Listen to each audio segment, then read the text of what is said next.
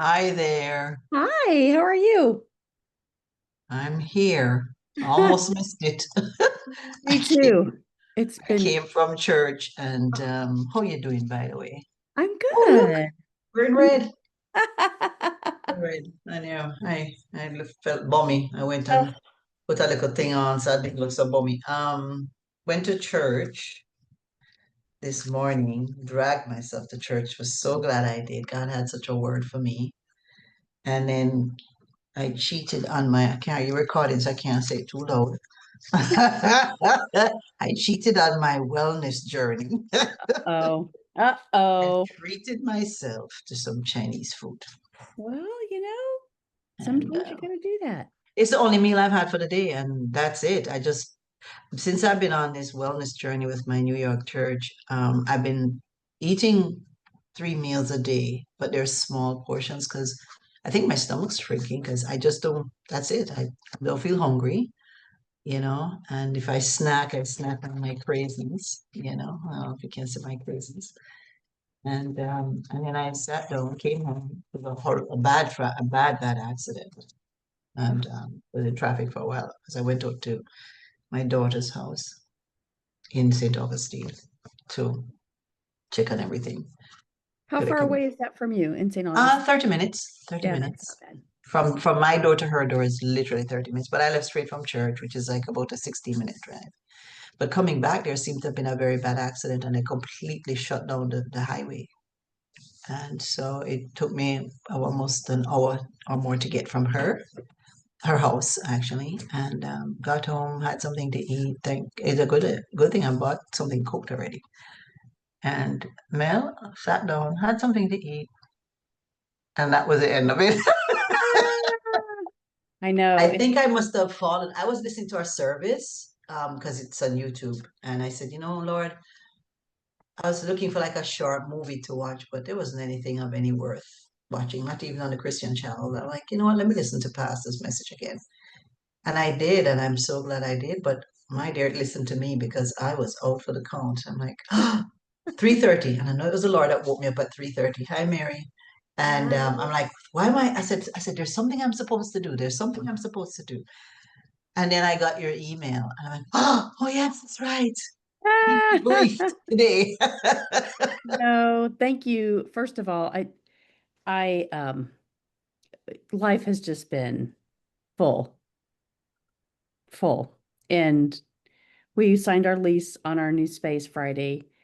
But at the afternoon, it was trying to figure out like how to get all the signatures and how to get a deposit over to the bank and get the old keys. Like it was all that stuff happening. So I was like, there's no way I'm going to be able to honor you, Mary, and do this the right way and not feel rushed. And so I really appreciate it because we're still moving in. I just came back over from the office Is and it a bigger place? Is it yeah, so because I felt when you shared it, I felt a sense of elevation for you guys, like next level.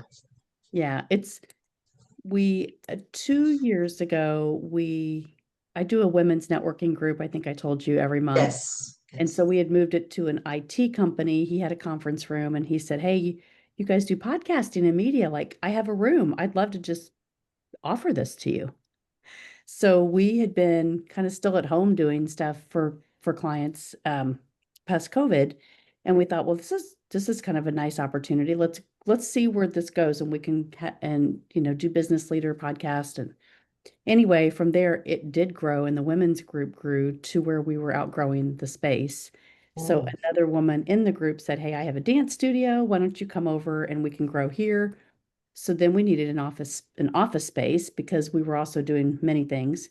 And we found a place that was like 425 square feet. And just a big oh, room, old brick building, like it was really quaint building. And so we've been doing podcasting. Joe's been doing photography. He's been doing live stream broadcasting. Like we've been doing everything in this one room. it's amazing. And brick has the ability to have great acoustics, It's and been absorbing sound. it's been amazing. And so, but through that, I got this new client that's this healthcare client, and their HR director was retiring. They had lived in They had owned the house and then the group was renting the space from them. So as she's retiring, the husband's saying, hey, I think, I'm transitioning out of my business. I'm going to sell the house. This group didn't want to buy the house. They just need three offices. And I said, well, we're looking for space too. What would the right space look like? So, long story short, we've just signed this lease for over almost 2,300 square feet. Oh, that's And we're huge. and we're splitting the space basically, or 20. Joe, what's the square footage? Yeah, it's a little over 2,000. So Joe has a whole side of a podcast studio, broadcast, photography, his office. I have an office. Then we have a conference room, and they have their three offices. We have a shared entryway. We have a kitchen and two bathrooms. Oh, Mel, that's awesome. It's That's awesome. it's amazing. It's amazing. So, God is good. and they waited till the last minute to like get everything finalized of how we were gonna, the date, and then Friday was the first. So long story short, that's what's been happening, and it's really exciting, and we're blessed because last August, before IMC, we decided to move. Um, Joe joined the team on the third day of IMC as we were sitting there with John. So that happened. And then we came home and we moved the studio into this little bitty space. And so then in March, he went through certification. We went back. We're like, hey, we're growing. Things are great. And now before IMC, we're moved into this bigger space. And that's the momentum. Like that is really the momentum of clarity. Amen. Oh, I'm gonna write that down. It's awesome. Listen, you guys keep me in prayer. Oh I my am also goodness. in a transition. I'm not gonna share it right now. It's for the sake of time and but I had asked the Lord. I was traveling a lot as a consultant, and it was good in the sense where I got to travel. I got to help people change their businesses, da da da.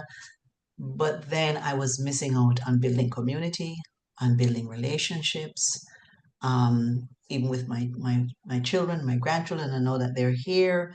I want to see my grandchildren grow. They don't understand why avó, which is Portuguese for grandma, why avó has to work all the time. And when I come to see them, my grandson, who's 11, says, please don't bring work. Avó, Oh, please don't bring any work. And sometimes it's hard not to do that, especially if I'm going to spend the weekend with them or a few days.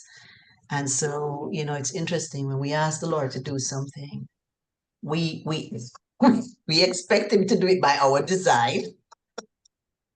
he never does it. He never Oh, does it when we absolutely want not. Absolutely not. it. And so today's message at church, which I wasn't at a church, I really took my rusty dusty up and went to church. I broke past the feeling barrier. And it was as if the pastor was talking to me alone in the room. And same thing he said, when you think, you ask God for things and he's not doing it the way he should. And he was actually coming from a scripture with Christ talking to the Pharisees. He's an amazing teacher. And they were looking for Christ in a way they wanted. And they Yep. were missing Christ. And he said, so often we look for how we want God to answer our prayer and we miss what he is doing. Yep. And let me tell you both this. How good he is I'm like Elijah. He sent one client. I should be starting with them next week. They signed the contract. I'm waiting for them to put the deposit because that's what executes it. Because Heather is no longer doing work for free. He's connected with me with a number of powerful women in Jacksonville through the chamber, and there's this particular lady who has taken such a kinship to me because she sees herself in me, and she's younger than me, but it doesn't matter. She's mentoring me. She's been successful and continues to be, and she's with the Jim Moran School of Leadership, Global Leadership. And, I've been feeling a tug to teach leadership. I teach it well, and people who do listen and the CEOs in the industry who have listened, have done well. And I heard that through the grapevine. I didn't really, it wasn't really said to me. And so now, all my trips, that I had to make this year, God stopped. And I just know I'm in that be still and just keep me lifted because what you just said, momentum is the clarity you said, Mel? Mm-hmm. Momentum is the vehicle to clarity. Is that what you said? Or Yep. something to that effect? Um, Yep. and that is confirmation because I keep hearing the Holy Spirit saying, even if you don't understand it, keep moving. Mm-hmm. And I got out of bed and went to church. And I have a whole week of meetings and network meetings and connections this week. And I believe what God is doing is what my heart knows, asks him to do. It's just he's not doing it the way I would like him to do it. But I need to be in a position where I'm getting revenue like I was before. It's literally like he just, you know. But one of the things, and I'll close with this, that this mentor said to me, her name is Lauren Little, she said, Heather, you really need to stop with these small time companies because they're going to drain you Mm-hmm. and they're Yep. going to suck you dry and they're not going to pay you. No, find a partnership, Pardon? Huh? find a partnership, the company that really wants to partner with you. Yeah, and that's where I'm at because I actually had to terminate one company Mm-hmm. this week, and I won't go into it, but it was necessary. And so here I am to be debriefed and excited about IMC. And I need to ask you something logistics. You might know, Melanie. Oh, I booked a wide booking for IMC mm-hmm. because I got an email from them about volunteering. I'm going to be in one of the gear shops. I don't know which one this as you get closer, but I need to know what days to be there because I booked the 20th to the 28th. I did it wide like that because it's easier to shorten down the days than to extend the time and find that you don't have any more rooms. Yep. So would I know Think Tank is that weekend, right? The 23rd? Think Tank is on Saturday. Yeah, the 23rd, right? And registration opens the 22nd. I was thinking instead of going down the 20th, because I'm just driving, I'm 2 hours away drive, literally. I was thinking to drive down on the 21st early in the morning and just check in at that time because a friend of mine wants me to stay with her, but she's half an hour from the hotel. And has anybody driven on the I-4 during the? Oh no, Oh, yeah. Mary, the I-4. Yeah, right. I It's used in. to live down there. Yeah. Okay, there you go. It's insane. Okay, because everybody and their mother from the world is there, so I don't need to get caught in that traffic. If I need to be there. So, any ideas as to how it usually is? I mean, have I stretched it out too much? And I know Well, we I would finish on the say, 26th. yeah, the 26th, it's over. Everything's done on the 26th because that's day to grow, live to lead, whatever. Okay, But the 23rd is Think Tank alumni. And then the 24th is when really everything starts. right, 24th, 25th, and then 26th, because they're including Live to Lead as part of that three-part group, which I think is good because Yep. they used to have it separate. Okay, so hmm, when are you going down? I get in Friday night. Okay, so that's the night of the 22nd. Mhm. Okay, all right. I think I'm gonna shift my date to the 21st. Mhm. That way, if they need me for setup or anything. Yeah. Oh, I'm Yeah. sure they will. Yeah, at least that, and then I'm gonna check out the 26th and go stay with a friend who's nearby and spend a couple of days with her. So Okay. I want to, so I was on the bike this morning and there was one of the Maxwell podcasts that I listened to that I tagged it. I downloaded the transcript. I have been sharing it with everybody today because I thought John gives about maybe 6 minutes in the front end and then Chris, Godey and Mark kind of deconstruct it. But Mark is starting to elevate his vision and taking over, Maxwell leadership in such a bigger capacity. He Uh-huh. had some really great insight inspired by what they've been doing, like transferring to the Maxwell leadership organization from John Maxwell team. Um, it's July 23rd Okay. and it's called Success strategy questions. And it's one of the ones that I've tagged as one of the best ones for yourself with vision, mission, and values. Okay. And then also for people that you're coaching, talking to how do you really decide on what your vision, mission, and values are. Mm-hmm. It was just great. And I was like pedaling so fast and thinking, I wish I had a pen. I wish I had a pen. But But you can always go back and listen to it. yeah, it was so great. It was so Yeah. great. It was just Where great. where would we find that, Melanie? Anywhere you listen to podcasts. So iTunes, Spotify. Mm-hmm. iHeartRadio, like any of those. But it's July 23rd's Maxwell Leadership Success Strategy Questions. So would that even be on Facebook or No. what? No. Nope. You can just pull up, podcast by Maxwell Leadership, And then scroll. and then Success Strategy Questions, and You it'll pull it up on our platform or pull it up on no, just the web. Just Web? go to a website, a web browser. And do you listen to any podcast at all? Any media?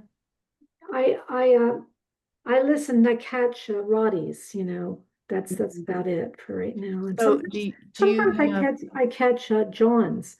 do you have an Apple phone or do you have an Android? I have an Apple phone, but on the computer I'm using Microsoft. So if you go into the computer and you just download a purple, it says just search for podcast, Okay. and you can just download the app. That's a purple app that it looks kind of like a microphone. I don't know how to explain it, but it's just a podcast app. And then within that, you'll have all the shows that Apple has kind of people stream into the Apple platform. And then you can search for Maxwell Leadership Podcast, and you can have access to every one that they upload. Oh, And there's so many of them that are so great. And Well- it's weekly. I must share with you all that I've been feeling a bit overwhelmed as we signed a contract last night for a condo. So we're moving. Hey! And fortunately it's in the same development, so it's not like we have to move very far, but we've been living, in our condo that is on the second floor, and so we have stairs. And so we've been thinking, since we're in our seventh decade, that we would, look for a condo that's on the ground level. And we found a spectacular 2-2 with a den. It's a little bit smaller than ours. We have a 3-2 with a den, but it is like completely rehabbed. And these people they want all their furniture. They just refurnished everything because they thought they were going to stay here. It's not there. They live in Michigan, but this is where they come for the winter. Okay. But their daughter is pregnant and is going to have their first grandchild.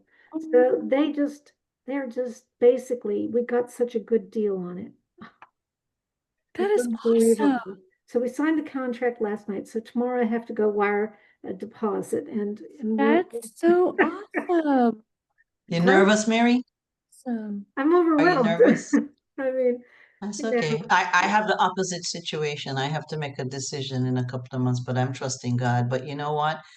Here's what I'm looking at the screen at all of us, and I'm hearing momentum. Yeah, I'm hearing change of season, yeah, but I'm also hearing it's an elevation and it's kind of things that we didn't expect, but God's obviously doing something amazing. And I'm going to listen to that podcast while I do work this evening, Melanie. But yeah, me too. I'm right at there. I need clarity to make the decisions. And the change that's coming, Mary, is your C being very uncomfortable. It's your C being very uncomfortable, but you know what? Embrace it.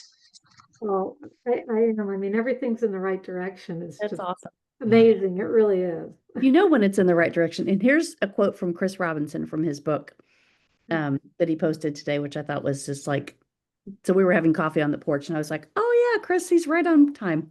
Clarity, you cannot have what you cannot see.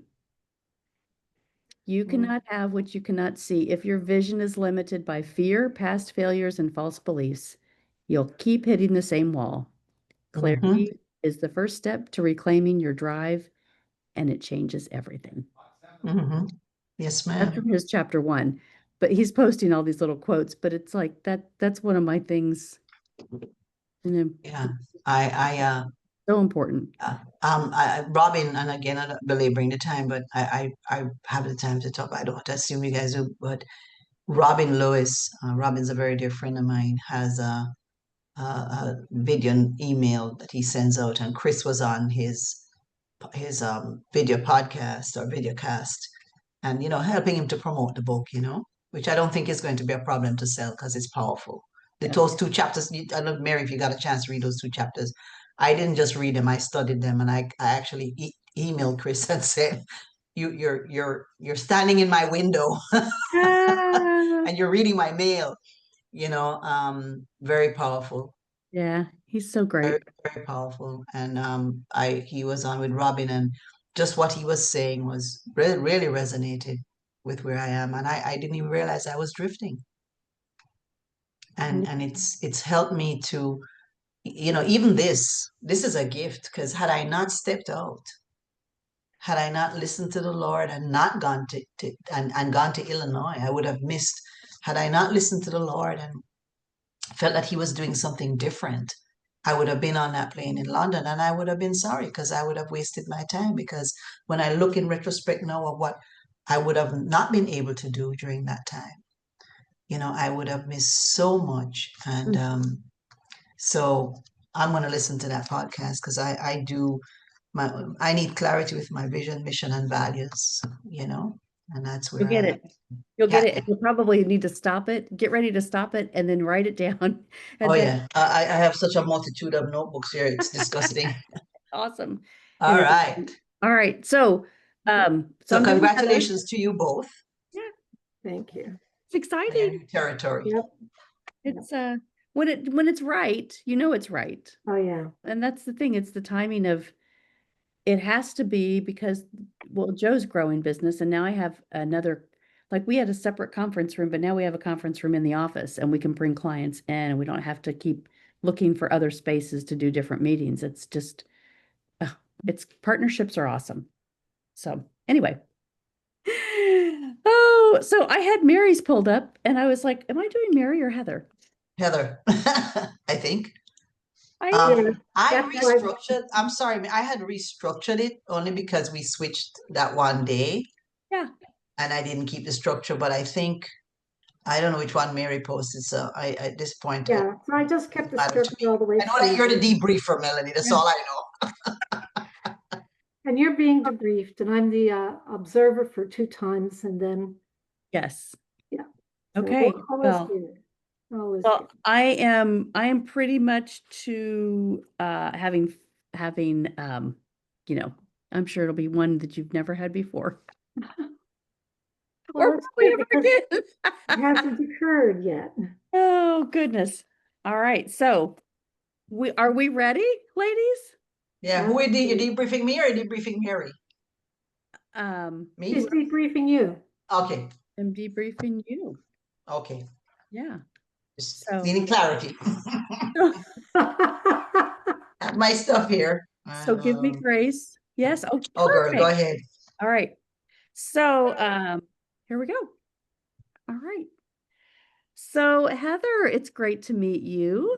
Nice to meet you too, Melanie. Yeah, I am excited. We're going to do the retreat in a couple of weeks. And before that, I wanted to take some time to go over your position, what you're doing in the company, and just talk a little bit about your own personality assessment with the DISC that we've taken. Sure. Have you ever taken this before? Once about 3 years ago with somebody, and it wasn't the Maxwell method, it was some other method she used. And when I did a test, it was different. And I came out as a DC, Mhm. which she said, oh, she's a DC too. And I didn't quite fully understand what that connection was. But that's the connection that the person took advantage of me in. But when I did this Maxwell method recently, I'm an SC, Yeah. and I don't know if my D got diminished. I don't think I'm what you call that, a false D. Yeah. Don't know, but I'm just curious to see what this review would be. So, So yeah. have you changed positions since you took the last one? So no, I'm still CEO of my firm.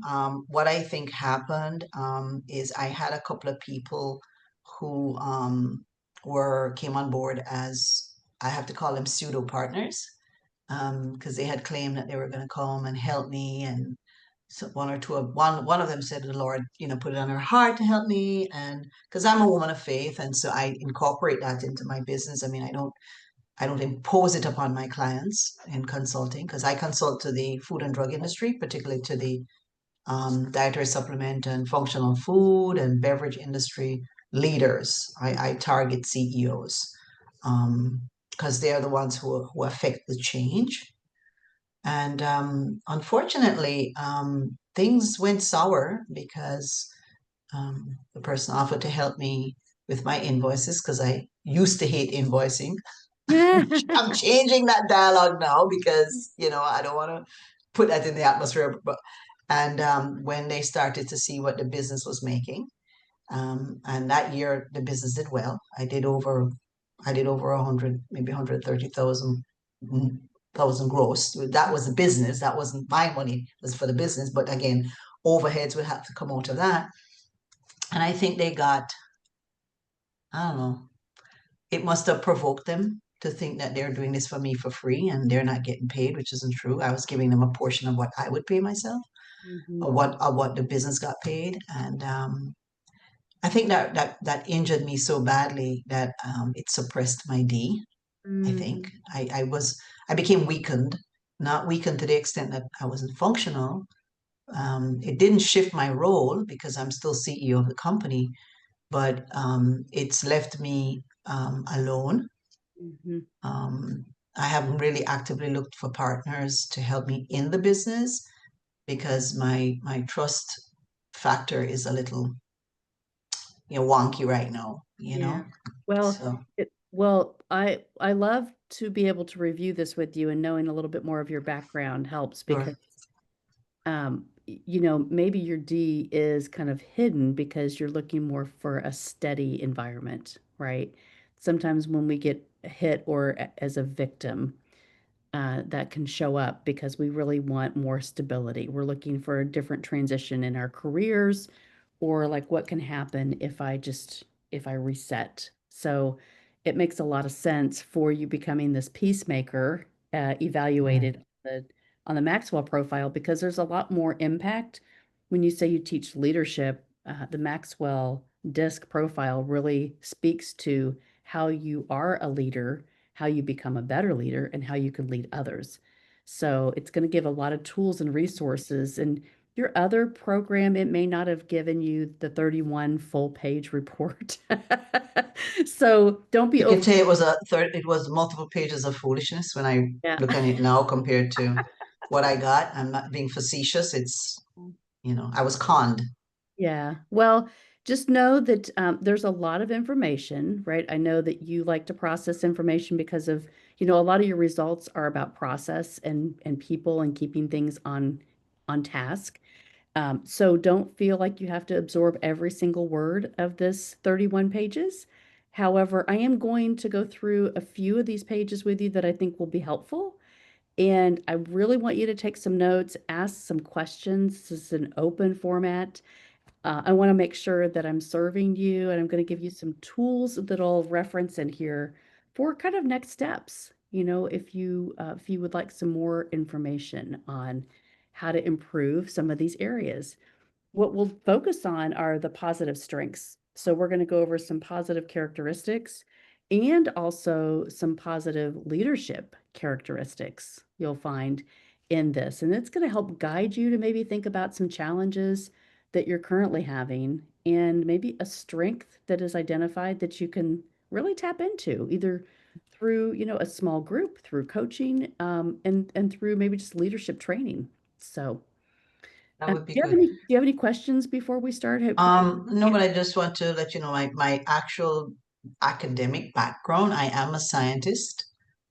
So I pre-med bio and then I'm a microbiologist at a master's level. I did a lot of investigative work, and the line of work I was in corporate was head of regulatory and compliance, and oftentimes the lead solutionist. Mm. So yes, thank you for flagging that by saying don't read deeply into it. But that's the thing, right? When we take this, so when you took this, were you more thinking about your own personal development, or were you thinking of it maybe in that structured work environment? So that's a very good question. I actually was thinking holistically. Okay. And that's one of the things I think, I don't know if it's a strength or a weakness, where I think about my whole life across the board. It's not like I'm a different person when I'm at work. Like if I'm at this desk or I'm in a meeting or conference room, I see myself as that same person. I Mhm. try to be consistent. Yeah. And when I'm under stress, um, you know, I kind of, because I'm by myself, I have to look at the solutions. But if I'm in a team environment, sometimes I have the solution and I'm not sure if I should be the one to say it. But if I'm asked, I'll give it. And then sometimes I'll give it and it's shot down. And then somebody comes up with the same idea and they're like, yeah, that's a great idea. So, but overall, my thought process was kind of, just holistic with answering the questions. I thought of all the environments I'm in, and that's the scientist in me. Okay. Yep. I don't leave anything out. So I thought about, am I making a decision in home, if I'm at work, if I'm, in church or in a social environment, and I find I don't change. I'm consistent. Yeah, that shows on your graphs too. Would you mind if I shared my screen? I want to go through some Oh specific. no, that would be actually better, because Um, that way I'm not looking down all the okay. time on my report. Okay. Well, I'm going to just open this up here, and I want to make sure that you can see this okay. Yes, I can. Okay. So your first page, and I'm just going to reference some of these pages. I will not make you dizzy. I promise I won't go too. But I want to make sure that where you can reference these if there are notes. Can you see Sure. the page numbers on the side here? Yes, I can. Okay. Yes, I can. Okay. So the first page, what's great about this, Heather, is this gives you kind of a label, if you will. I really hate labels, but this says you have tested as a overall peacemaker. So that word, I think, really resonates with as I go through your report and see, this SC combination. And you said maybe, hey, there was a D in there before. We're going to go through your graphs, and I want to really talk about how that shows up. And so I love that you really looked at this from your whole life as you answered these questions, because I think where you are right now, where you're going and transitioning to, is about growth, and it's about the steady process, right? It's a read of a very steady process and very consistent across any area that you're going to be inspired to grow into. So really excited to know you and be on your journey, because I'm anxious to hear what's next for you. Mhm. So knowing that you are a peacemaker, the first couple of pages, like I said, a lot of these are going to be more Maxwell driven. So you're going to get more back information about what John Maxwell's philosophies are about leadership. Do you know who John Maxwell is? Yes, actually I do. Yes, Okay. I even years ago I used to get his little books, and I used to try and build.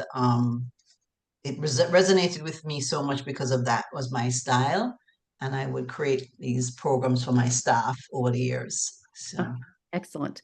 Well, he is the #1 leadership expert in the world. And so A lot of people may ask a lot of questions when we first start these and say, well, I don't know who John Maxwell is. So I'm glad that you have that context around it because it's really powerful. And the people that he inspires do great things. They do Yeah. amazing things. So you're on the right track. So I'm going to go just some of these pages, like I said, that reference material. I'm going to put a note for you to go back and you just can kind of read this on your own. But I really want to get to some of these pages that are more specific to your graphs, okay? This page on page 3, you can just reference this. Again, you tested as an SC, which means those are the highest values of your personality traits that come first, right? Doesn't mean that you don't have the other ones. As you can see, there's these graphs here that say the D, the I, the S, and the C. The D is the dominant driver. So you gave a little bit of story before about how you were more dominant and felt maybe, kind of treated unfairly. And that D is going to move up and down depending upon the situations that you're in. So we're going to look at that. And then the I is influencing, inspiring. How do you use that? How do you see yourself in roles for that particular, feeling of trust and grouping people together? That S is more about when we're going to talk about being steady and stable. That's your first characteristic. So that's more of an environment, that you're really trying to achieve right now. And then the C absolutely falls in line with your scientific background, looking at things as having a compliance structure to them. That's going to really drive the things that make you the happiest. Mm. So, does that resonate with you? Yes. I'm actually curious to see how you can look at that D. Yeah. Yep. So use this as a reference, okay? So page Yep. 3, and you can always come back to this, but I know that's a lot of information, so I don't try to overwhelm you, but I also want to give you enough information that you have as resources. So here's your graphs. And again, what I like about this is you have said it many times already that you're pretty much the same person no matter where you are, no matter what you do. You have this consistent level of attitude about your life that you have this steady pace with. Um, that is your perspective, right? That's your philosophy about how you want to achieve things in your life. Your graph on the left side looks really the same. It just changes a little bit. And that's what I want to talk to you about first. So, if you were going into a new work environment, if you were going into a boardroom, going into a new leadership conference or joining a new team, you would believe that people want you to be this way. And it's the very first graph. And the very highest is these color codes, which identify your numerical or your alphanumeric test, right? So the S is that steady, stable. And if you see the color code is the green here, which is the highest, it's almost to a 4. And that means that in an environment where you're, making sure that you're pleasing everyone else, you believe you need to show up in that steady, stable environment. You are the steady, stable force. The second letter is that C, and that's why you've tested as an SC. On the graph, it shows that's the next level that you really have a value and a strength in concentrating, bringing value to others, and really bringing value to what your philosophy in life is. So here's how it changes. So I want you to kind of look at these 3 graphs. Your S, the green dot stays the same pretty much all the way across the board. Yeah. Wow. It's a little lower when you go in your public mask, which we call that, I'm trying to look like something for other people. It's a little lower than the next graph in the middle, which is under stress, under pressure. Under pressure, that raises just a smidge higher, right? So you intensify that steady, stable, like I want to make sure everything is stable first. And then what happens with the processes, your C, that blue dot, if you look at the first graph and the second graph, that C goes up quite a bit, right? So under pressure, you rely on more of the processes. And so you're going to make sure the environment's good, the people are good, and then you're going to really focus on the process next. Doesn't surprise me as a scientist that you have that quality. If you go to the last graph and you look at those same colors, those green and that blue, what happens in your mirror, what you truly are, this is the graph that responds to the test result. It's still an SC, but your C, your processes go down just a little bit. Again, not like in the public mask and not as much under pressure, but you are about the philosophy of making sure you have a great environment that's steady and making sure you have a process for everything. Those are the two highest codes, if you will, that really identified your strengths and what you value in across the board, from work to public to what you see in yourself. Let's talk about the D, because the D is what you really experienced with this person a few years ago, to say, hey, you may have this D that drives you. What this reflects is now you may be going through a period of change to where the D in the very first, so that's the red dot, say it's identified with the D, that red dot is below the midpoint. So if you look at all that zero line across the midpoint, that means that you're not really intensified or less intensified.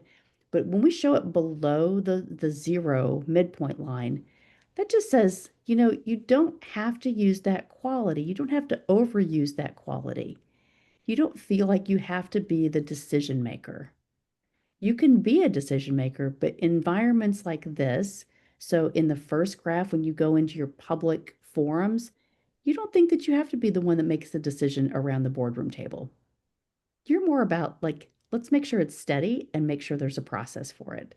And then, you know what? I'll follow a direction. I don't need to make the direction. On the second graph, on the under pressure, you may want to feel like you have to make more of an impact on saying, yes, let's agree to that decision, or no, I don't want to have that decision made. But you're still not going to be the one to make the decision, right? You're going to go along with, if everything is steady and it's a great opportunity to create more of consistency, and there are a lot of processes behind it, you'll get behind it. On the third graph, which is really who you are, again, that just drops a little bit. So you're never out in front saying, if you don't do this, I'm not going to do it with you. You're never going to cause conflict because you want to be the one making the decision. That's what these graphs really show you. And you do less of it in, relating to people and being in that public work environment, getting along, making sure that people are on board. That's really how you're utilizing that D. Understanding that you have the quality to identify what's important, but you're not going to have to make an effort to say it has to be my decision. How does that sound to what you've been experiencing lately? It's this is amazing, I'm not role playing either, just so you know.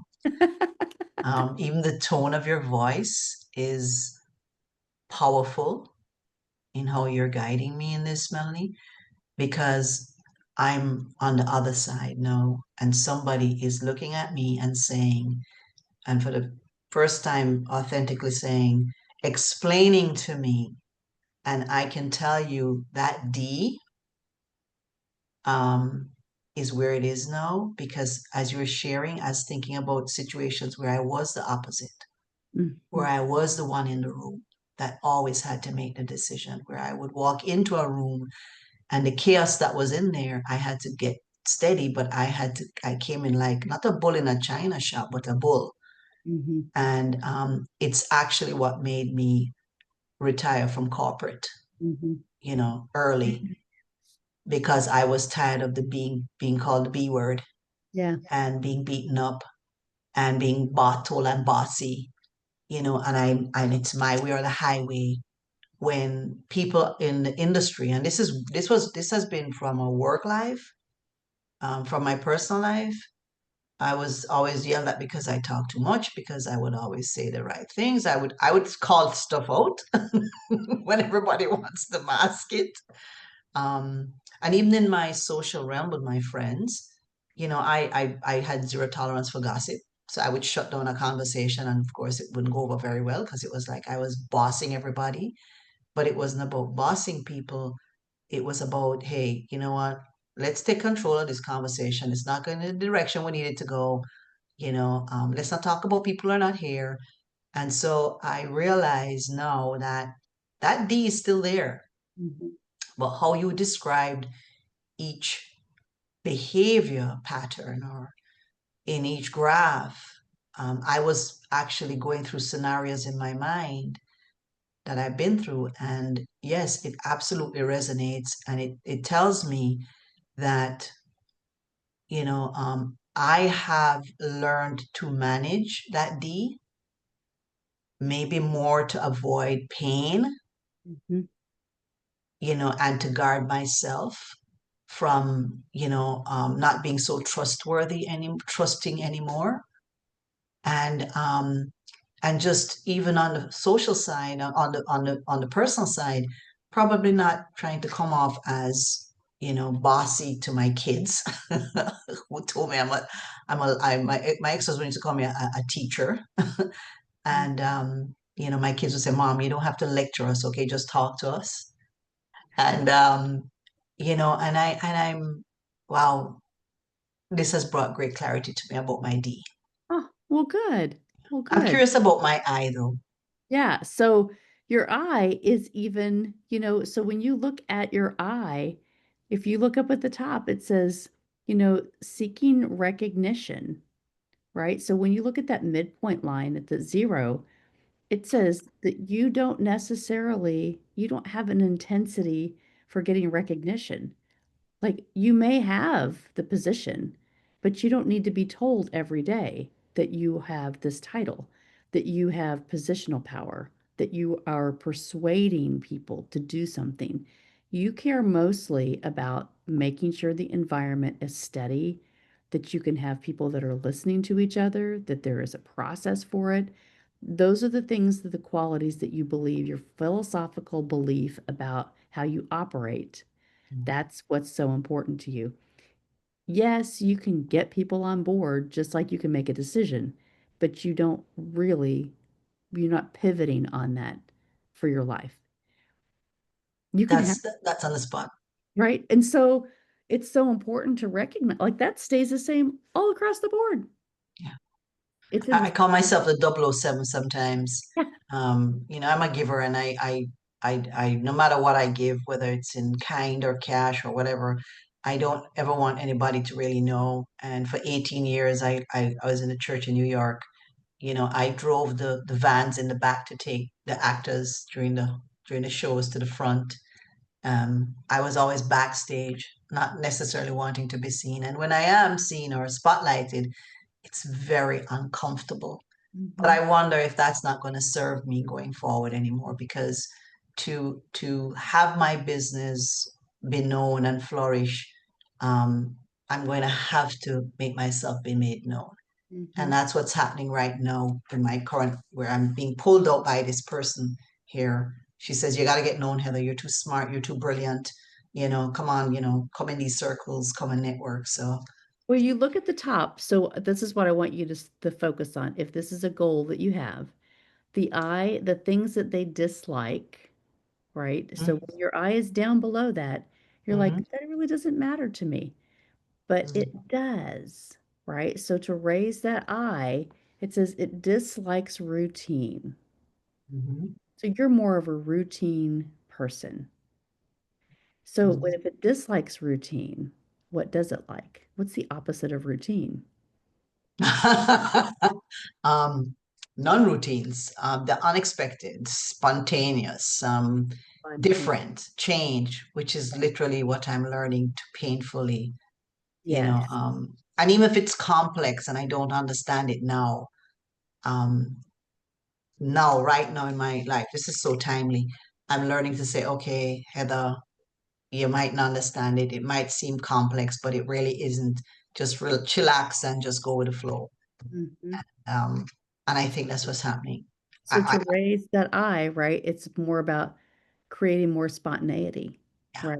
Creating more opportunity, not having many um, conversations about a program that has to be in a certain way, but maybe Mhm. there's that little bit of creativity, right, that you throw into that. Maybe you partner with someone that inspires you to use that part of your strength that you kind of Mm. push that down because you're more about, well, if it's not steady and it's not processes, then we may not be successful. I would tell you to like really search for how do you persuade maybe other people to help partner and the right people to become the right partner so that you can, you know, get experience that, intensify that a little bit. Just it may level you to the point where you're like, oh, okay, now I have some new, fresh ideas about this, right? It really just depends on it's situational again with you because you are pretty consistent across that board. Yeah, Yep. it's excellent.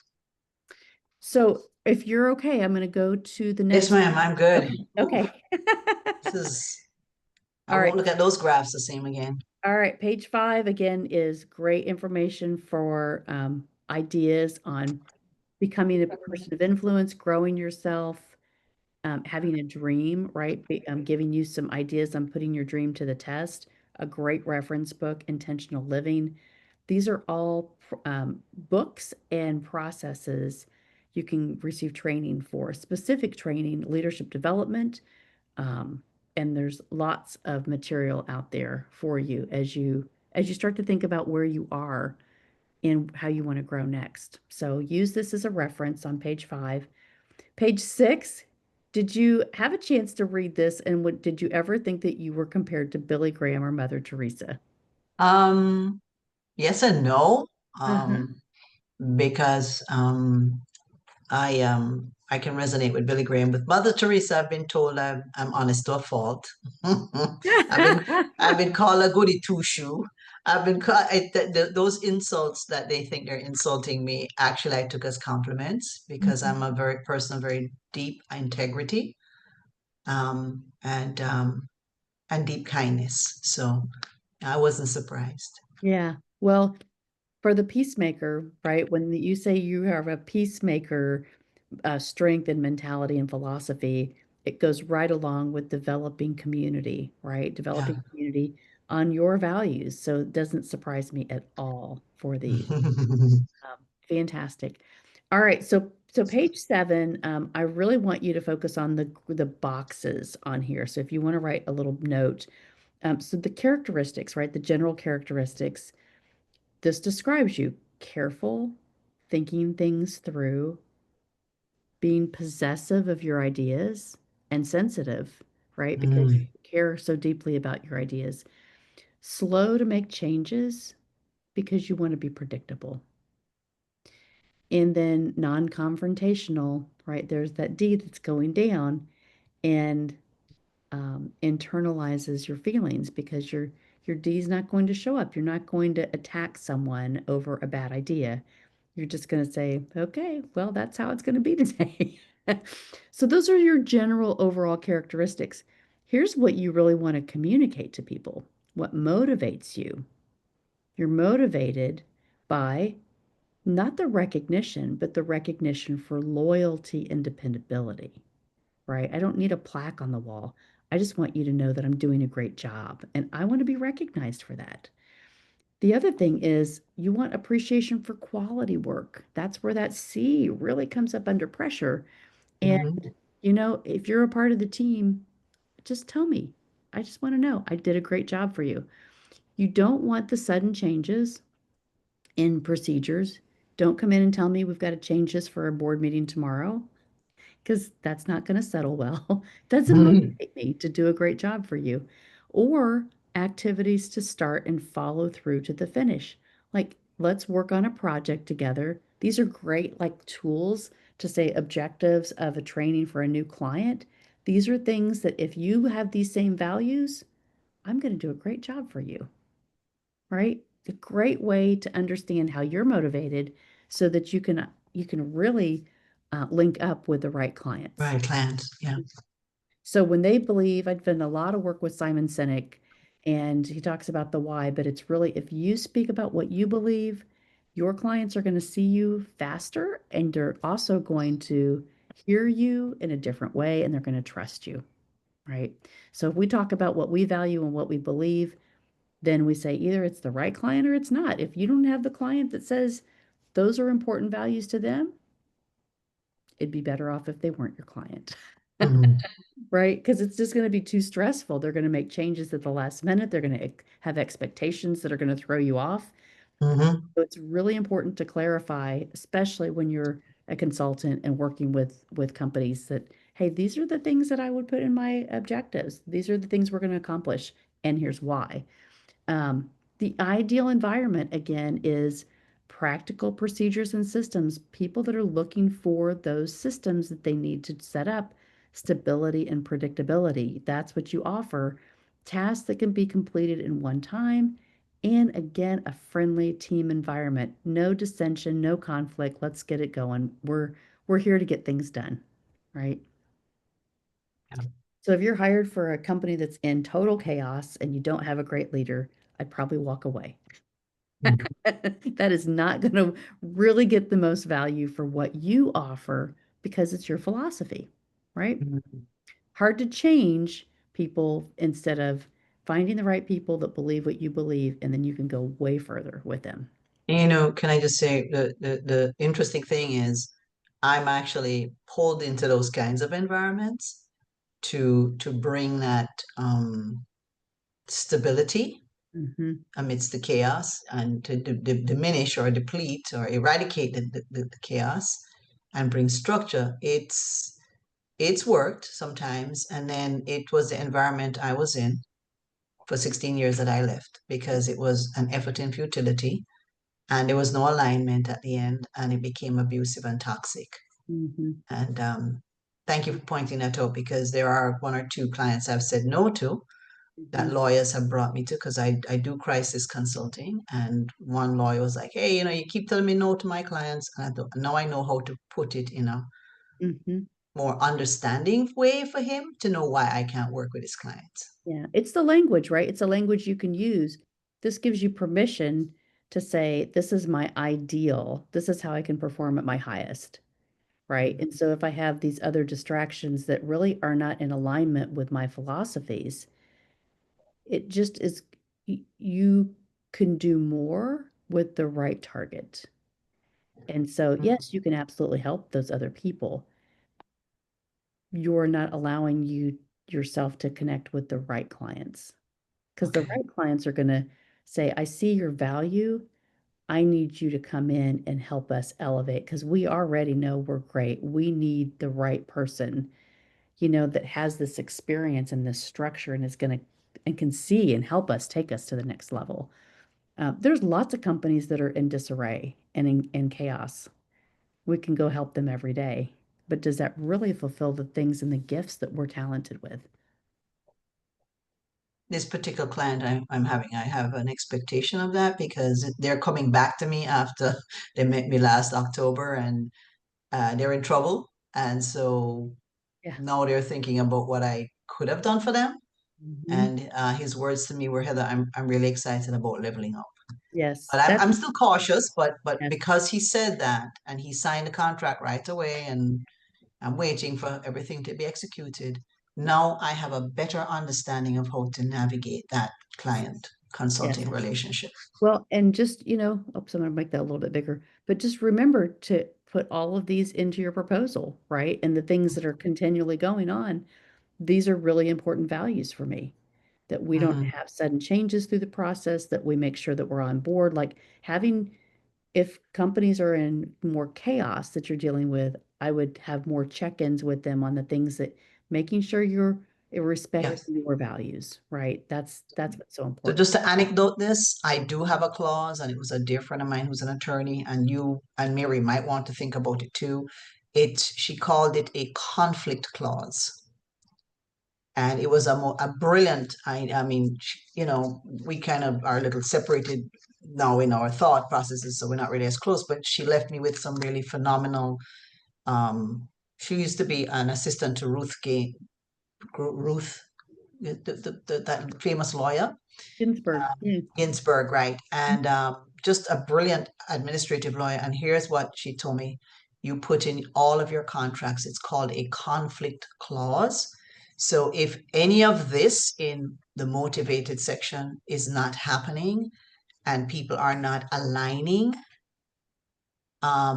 with what I am giving them from my experience, I that clause allows me to withdraw from the contract. It's almost like a breach. Oh, So that's thank you awesome. for confirming that.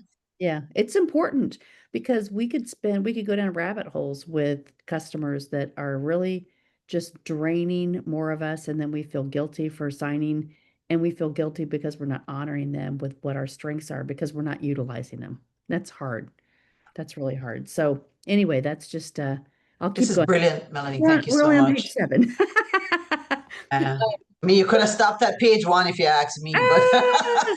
But page just 8, from your intro. so these are good do's and don'ts, right? So again, this is language that you can use because you know yourself better now. So you like security in situations and sincere appreciation. But, getting a client to understand who you are, like these are great tip words of conversation. When you're talking to them, are we going to create favorable environments? We want to have genuine interest. We want to provide clarification on task and answering the how questions, right? So when you're doing your discovery, like I want to understand the how, being patient, and then presenting ideas and departures from their current practices. Like, are we going to be able to really move you and take you to the place that you want to go? That's important to me. And then having super defined goals that are very clear. Um, because if you get into situations where you have to deal with people that are going to be pushy and aggressive and demanding, those high Ds, who are those people and can you identify, will those people be um, and engaged with you at any time during the contract? Like, understand who's the team that I'm going to be working with, because you're not going to get the best of you if you have not a great match for communication, right? And so because of this peacemaker, it's not like, hey, we're going to all just be a happy sing songs and kumbaya around the campfire. But you can choose the types of clients that you're going to use just by conversations that you have. These are values that are important to me. And so use this as a conversation piece, right? And again, your motivations on the bottom, it just readdresses that. Your greatest fears, and I just want to touch on that because it's abandonment and antagonism. So that's the opposite of your D. That is the people that are going to say, I don't really care what you do. You're going to do this the way that I want you to do it. And that's abandoning your philosophies. And then the antagonism is, I'm going to make sure that you do it my way. And so those are the fears because you've had this victim experience, but also it's what you believe how people should be treated, right? It's a great leadership quality. So reaction to pressure, again, we talked about being stubborn, fearful, and holding that grudge against that. Don't try to intimidate me. So that's what we know as a peacemaker. And if you get into situations with new clients, just protecting yourself, right? Knowing that's how you operate in your strength. And there's nothing wrong with showing up and saying, I want to operate at my highest level of strengths for you. So just make some notes on that, page 8. And then page 9, this just gives you more information, right? So I'm not going to really touch on this, but these are all, again, the words that you can use when you're doing proposals, feeding this in to what you really want to say when you're struggling for how do I communicate what I really want to tell them about why I believe that this is going to be a great fit. Again, page 10 is like page 2 was, it's got more information on knowing yourself and growing yourself, some more resources from Maxwell and his leadership books that he's written throughout the years. And then this is a page that I will give to you in our conference. So this will be your Bible. I always reference this as the communication Bible. If you print this off, and what I'll give you in your team when we meet as a group for your whole team, on the back of it, it'll have everyone's um, structure of what they tested as. So you were the peacemaker, you're the SC, and you'll see everyone else on the team and when what they tested as. So when you're writing an email, when you're making a phone call, when you're thinking about who you want to help you with a project, this is a really great reference tool to say, how do I want the person to take this or respond to my idea or project or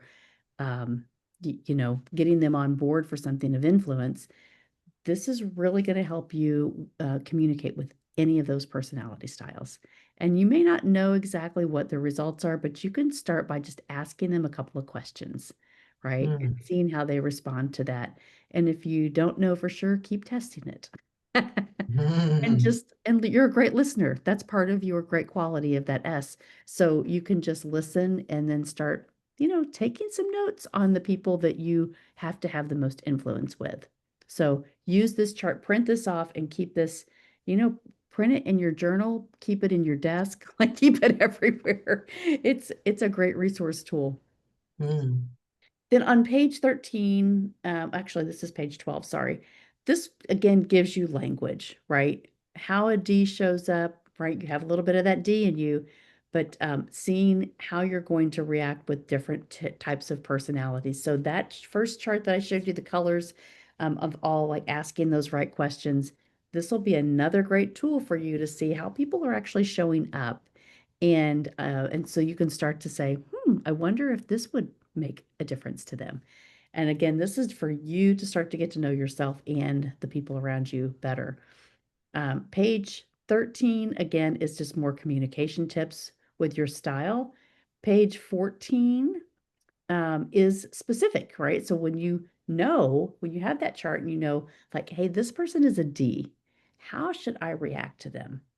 So, right, so it's imperative that you have direct communication with those Ds. You felt like you were a D more in those environments. And if you wanted to get something done, you wanted somebody to answer you, give you specific information right now. So knowing that going into it, man, I don't really want to work with them, but if I want to get results, I better just give them the facts. So again, goes with all these personality styles, and this will be more of your cheat sheet too. Page 15 is communication tips. I always send out a reference survey, and it really wants you to think about the challenges that I'll have you do in your action plan here at the end of this. But it will go over, what do you think you're suffering with the most? Like what's stabbing you in the back? What's keeping you up at night? And from your graphs, like how do you think that's going to help you with your challenges that you're working on? So read this page. So maybe circle page 15 and some of these questions as you look back at your graphs and the conversations that we've had today, and situational, right? So when's your next board meeting? When's your next proposal? When's your next opportunity to be in these environments that you can pay attention to it? So that's page 15. Page 16, again, is growing yourself. So you can read through that. Page 17, this is your leadership power disc. So the others were really your philosophy, your styles, and your strengths. This is your true leadership strengths. And it's based on influencing, directing, processing, and detailing. Those are your two highest strengths for leadership, right? So those are going to shine first. Detailing and processing. The kinds of jobs that you need to go after are people that need help with details and processing. And then persisting. That's above average. So Heather, my goodness, you should have every single contract that you see that you want.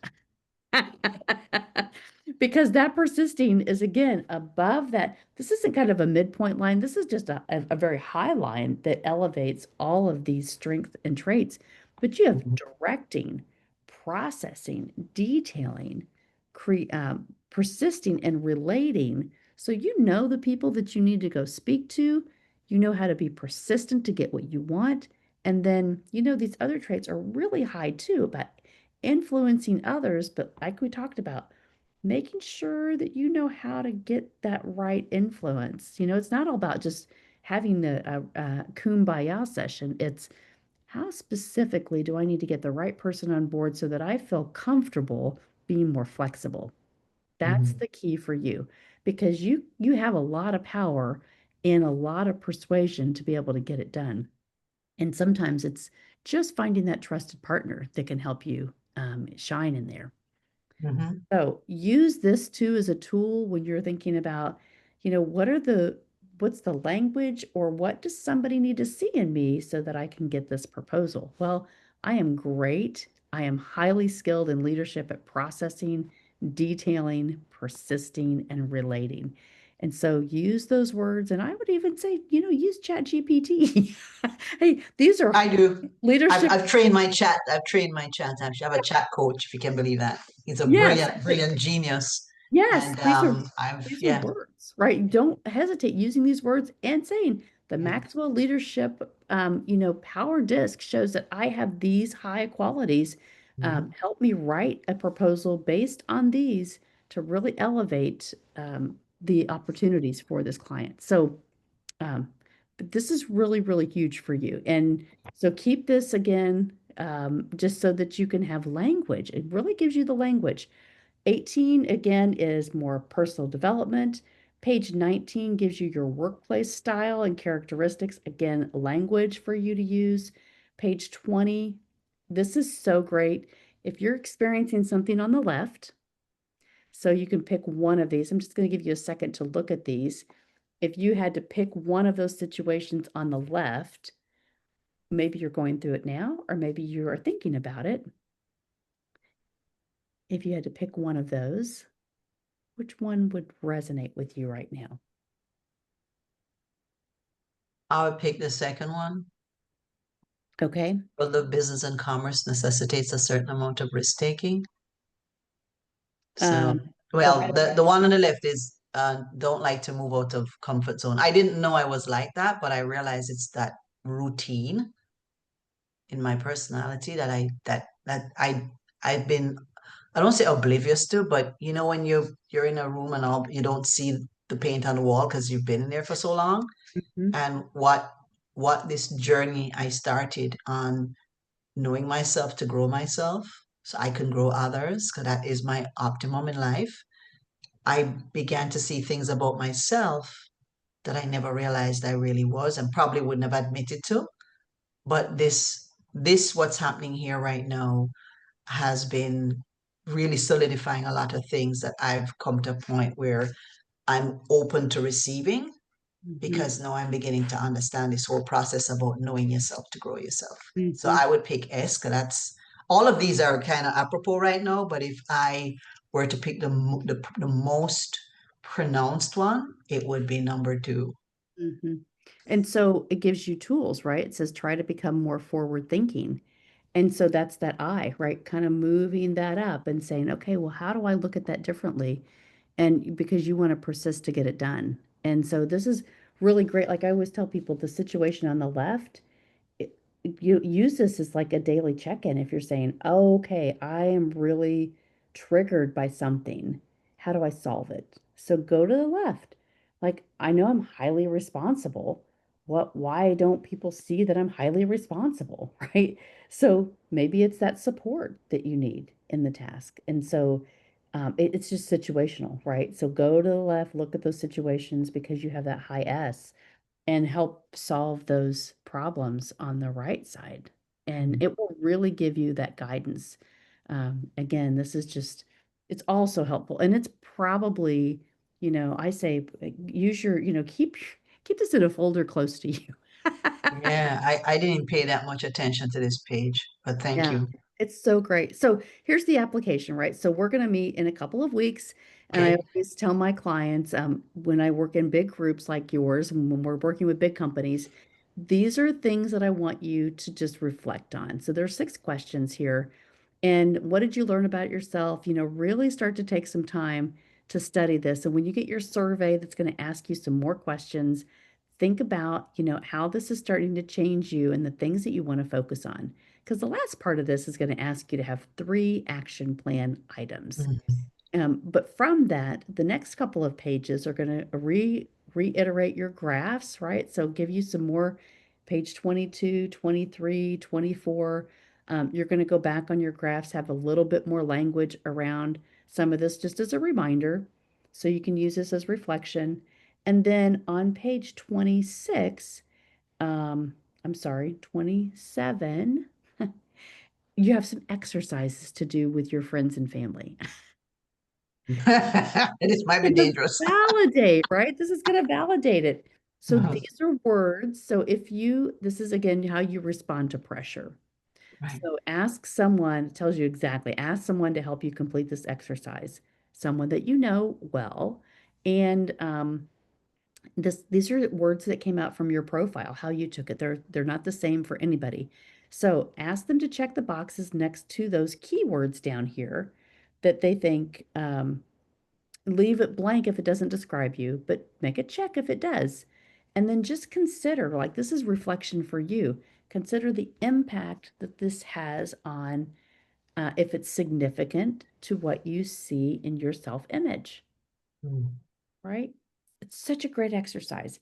The second exercise is for you, how you see yourself. Again, the boxes that you perceive describe you. Um, leave them blank if they don't. But then again, then you're just going to compare the two, right? So how someone else sees you, how you see yourself. And then on the third part of this is really your interpersonal skills. So again, this goes back to having people, your close contacts, just, hey, yes or no. Do you see this in me or do you not see this in me? Mm. Great reflection as you start to do these challenges for this this real growth plan, because what we're going to do in this company is we're going to take the next 6 months to decide what are the things that you need help working on and how are we going to resource you. So understanding this and seeing like, hey, these are things that I'm really struggling with or I'm triggered by or I need help with. I need to build the right kind of people around me so I can get this project completed. This is the best way for us to start.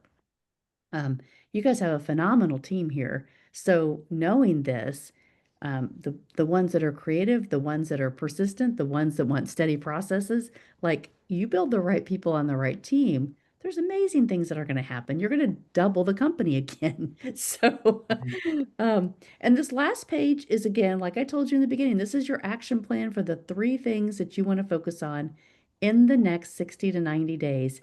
And we'll meet again. I'll send you a link. And when you're ready to do this, there is no real time limit on this, just in the next few weeks.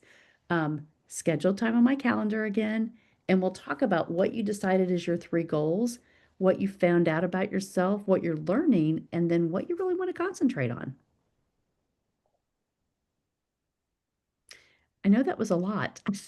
No, for me, this was, remember, I'm a processing person, so what you Right? see is me going, wow, this was brilliant because it slowed my brain down and it forced me to not be scientific and processing, but to really be absorbent. I didn't go into character, just so you know. You were coaching the real Heather. Oh, great. Just so Great. you know. And even though you talked about team and stuff like that, because you do large groups, I do have 2 other employees. They're called me and myself. Yeah. I am the CEO. No, Me and myself are my 2 employees, that's so good though, right? I mean, who are inseparable from I. yes, yes. But Melanie, this was so timely Good. and Good. so apropos and so enlightening. And I'm just going to give you my feedback as a um, subject matter who you debrief as a debriefed. Okay. Um, I love how you went through each page. You know, I know Deb and John teach about, not John Maxwell, but the other John, they do their 30 minutes. I don't know. I guess it depends on the client and the type of person. I don't like rushed things. Um, you know, I want to feel that I understand, and that's what you made me do. You helped me. You were patient, thorough. The tone of your voice. I'm a tonation type of person. Um, was perfect for me. Um, and you made me want to just listen. Okay, not that I had to listen. You know, yes, you do have, but you made me want to listen. I wanted to keep hearing more. And as you helped me to discover more deeply who I am, I'm coming away from this session feeling different, feeling new, recognizing that God is absolutely taking me. For me, it's new. For him, it's not. It's like, yeah, well, it's about time, my girl. Not that God is like that, but it's what you don't know, and I'm going to tell you both, and it's very transparent. But Melanie, let me tell you what I wrote on here. I want to be free of my feelings. Ah, As you were taking me through this journey, I felt I was being healed and released from being a victim of situational circumstances. Because you said situation a lot of times, and I realized I've allowed my situations in life to be a part of the abuse because of my nature to give, to help, to lead, to guide, to be stable, to be. People say to me, Heather, you make me feel safe when you're around. And that's because when I come into a situation, I bring that calm and that steadiness. And I absorb all the fear in the room to help people understand it's going to be okay. When internally, nobody's saying that to me. This session, this experience I had, I just allowed myself to just let go, not think myself to be in control of anything, and really allow you to take me through this journey. And this was absolutely. I will not look at my indicator report the way I did before. no. Well, So thank you very much. yeah, you're welcome. Thank you. Thank you very much. I think you have a great profile, and it's just, I understand you. It's so great. Thank you. Yeah. I know I'm going to do great things. You are And I going to do know great. You are doing great things. I know I want to do greater things for others, but I realize now I don't want to get left out Yep. as I'm doing that. Just So, value yourself as seeing what your strengths really are for the right clients, right? That's the thing that we all have, because we think, oh, well, I have to pay the bills. I'll just take this client and it'll be fine. And then you get into, man, if I would have known it was going to be like this, I would have started off the very beginning saying, you need me as a permanent fixture, or you need me as a retainer, or, and then you have to go back and renegotiate. It's like, it just all starts off wrong when you don't know what your value is, so that you can present that. And making sure it's the right client. Like, I ask a lot of questions now, because you can chase people down and say, you don't know, I can really bring value to you. And then you sign them up and you realize, I can't really bring my value. I can help you, but I can't bring my value. Yeah, I hope that's not what I did with this client. I don't think so, but Hard. yeah, it is, especially when they're not upfront with you with a lot until this you sign the contract and they go, well, here's what I need to tell you is happening. You go, oh crap. Yes. But I do have a clause that says for any reason, client and consultant can terminate the contract. Mhm. And I thank God for that. My friend, who was a really, really brilliant attorney, who made sure she put that statement Yep. in there. That's smart. That's a great piece of advice too. Yeah, those two clauses you must think about having. They're hard clauses to put in. Some people will not like them, and if they don't, that's not your client. Yep. That's right. Okay, that's a red flag. But yeah, there's a clause in there. If for any reason, client and consultant can terminate this contract, and written notice must be provided within such and such a period of time. If they want to cure the breach, or if they want to have some negotiation with you as to, hey, why are you doing this or whatever, that's fine. You can have that conversation with them. But if you see them going in a direction that you're not comfortable with, or they're speaking to you in a manner, or like this recent client I had, who was just dragging and dragging and dragging out the contract and not giving me the retain. And I called her and I said, what's going on? And I get in all the excuses about other people she's paying. And then she goes, well, I could take out a equity line of credit, but I don't want to do that. And I was like, okay, Lord. And I sent her termination. That was it. I'm done. Yep. So, Well, and when leadership changes, right? When you have people that are right. starting to come in that you're like, I'm not in alignment with this. Maybe it's that time Right. that you say, this isn't the right fit anymore.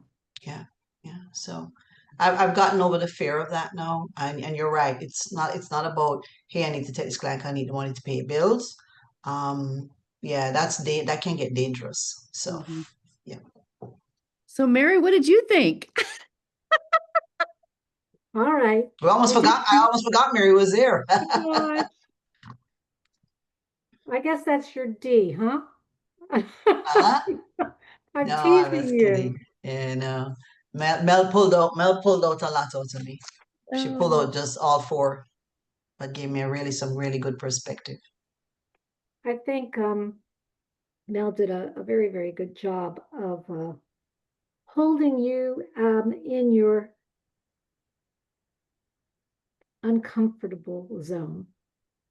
And you need that. You need people that honor you and help you to see your real self, because you're so used to detailing and using that to justify whatever situation it is that you've experienced or think about going into, that it's distracting, I think, from you developing what you really need and want. And some of those things, I think Mel was really very able to smoothly expose, in her debriefing with you. I just, I really appreciated how gentle she was. Your response, to her debriefing, well, was obviously, very comfortable.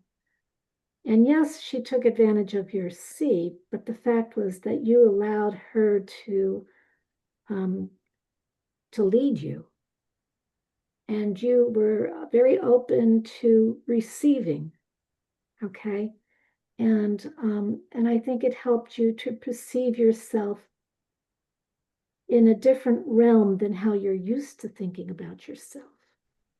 And so that helped you to step out of your comfort zone more throughout the debriefing. And you guys did that for 54 minutes. So I think that's fabulous. And Yeah. it's like, I did it maybe in a funny way in some ways when I did with Mel.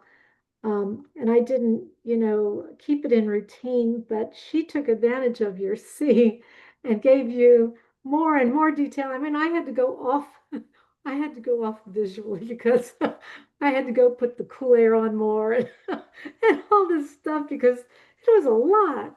It was a lot. But see, for you, Heather, you started relaxing when she started giving all that to you. You see? Mhm. I mean, you're That's a open. good read, Mary. That's a very good read. Well, we're human, and we Yeah. all want to Because that's grow. exactly what happened. Yeah. Yeah. And, I surrendered, actually. yeah. No, I did. And not that I was, put up a wall. It's just No, just not to the cut you and opposite. not to interrupt you, but you're so on point in what you're saying, because that's literally what happened to me mentally, physically, Emotionally. yeah, and You see, you emotionally. stopped thinking quite so much Yes, I did. about yourself, and she was able to share more about how to think about others, and specifically the kind of people that might be more able to serve you as a client. I mean, it's not just about the client. It is, but it isn't. And we maybe don't talk about this as much, being we're used to thinking about serving, but the reality is you can't give somebody what they don't want to receive. And so it really is important to have a good fit. So Yeah. sometimes we do need to have a conversation on that level. And I think as you probably look at some of the uh, tips, that she gave you, where to focus your attention and how to think, a little bit differently, it's going to become a more comfortable experience for you. And the situations will be changed. They will be different because you're going to be choosing differently. You're going to be coming, more from a position of power than, a position of somehow not being enough and being fearful that somehow you're not going to be perceived in a way that's useful and gratifying, in the sense of being able to be the person that you know that you are. So it's going to be less about trying to prove yourself and more about being available for what they need. You're just going to go to work like which is what you really love to do. But you've got to have people that are ready to receive, and or at least open to learning how to change so that they can develop the skills that they need, and that's going to help you relax, a lot, and you'll be in your comfort zone, but in a new way. You're not going to be, how do you say, fighting being a peacemaker. You're going to be the peacemaker, but you're also going to use your gifts and your talents to to grow others. So I really enjoyed it. It was really Melanie, it was brilliant. yeah, It was was. very good. And Mary, you were the consummate artist to paint exactly what I don't need to verbalize, or could verbalize so articulately as you have said. Melanie, you definitely, what's the word I'm looking for? I don't want to say disarm, because I wasn't armed, and I may have been armed and didn't know it. Chris talks about in his book, and and this, I'm so excited for it to come out. We have these unconscious beliefs that we don't realize that we have, which keeps us in complacency. We don't even know we're in complacency because we're expecting the same thing every time, when, let's face it, God wants to do something different. Yep. And what I He's think waiting for of, you, but he's yeah, waiting for you to yeah, go. he's the one waiting for us. He's like, are you ready yet? Are you? And you're like, oh, I'm fine. No, but are you ready yet? Because you got to grow. No, I'm fine. No, are you ready yet? It's like Heavenly Father and Jesus saying to Holy Spirit, is she there yet? That movie, Are We There Yet? Hey, I'm just is she telling you, there in the yet? last 3 years, you have no idea the things that have happened in my life, because I've just said, okay, I'm ready to grow. I'm just ready to be consistent, and I'll just do whatever he puts in front of me. And I mean, I just can't even tell you. It goes from one thing to the other, to the other, to the other, to the other. And it has led me to today, where I go, of course we're moving into this place, because things have just in alignment in the timing. I haven't planned any of this, but when you go back and you say 1 year to the day, this happened, then this happened, then this happened, then this relationship, then like he has it all designed. And I've just been like, for the last 5 years, you got it. Let's go. Come on, I'm ready. Mhm. So you just got to be faithful and you have to know your strengths and you really have to step into saying, I'm only going to focus on using my strengths. Mm. And then he will open up the floodgates.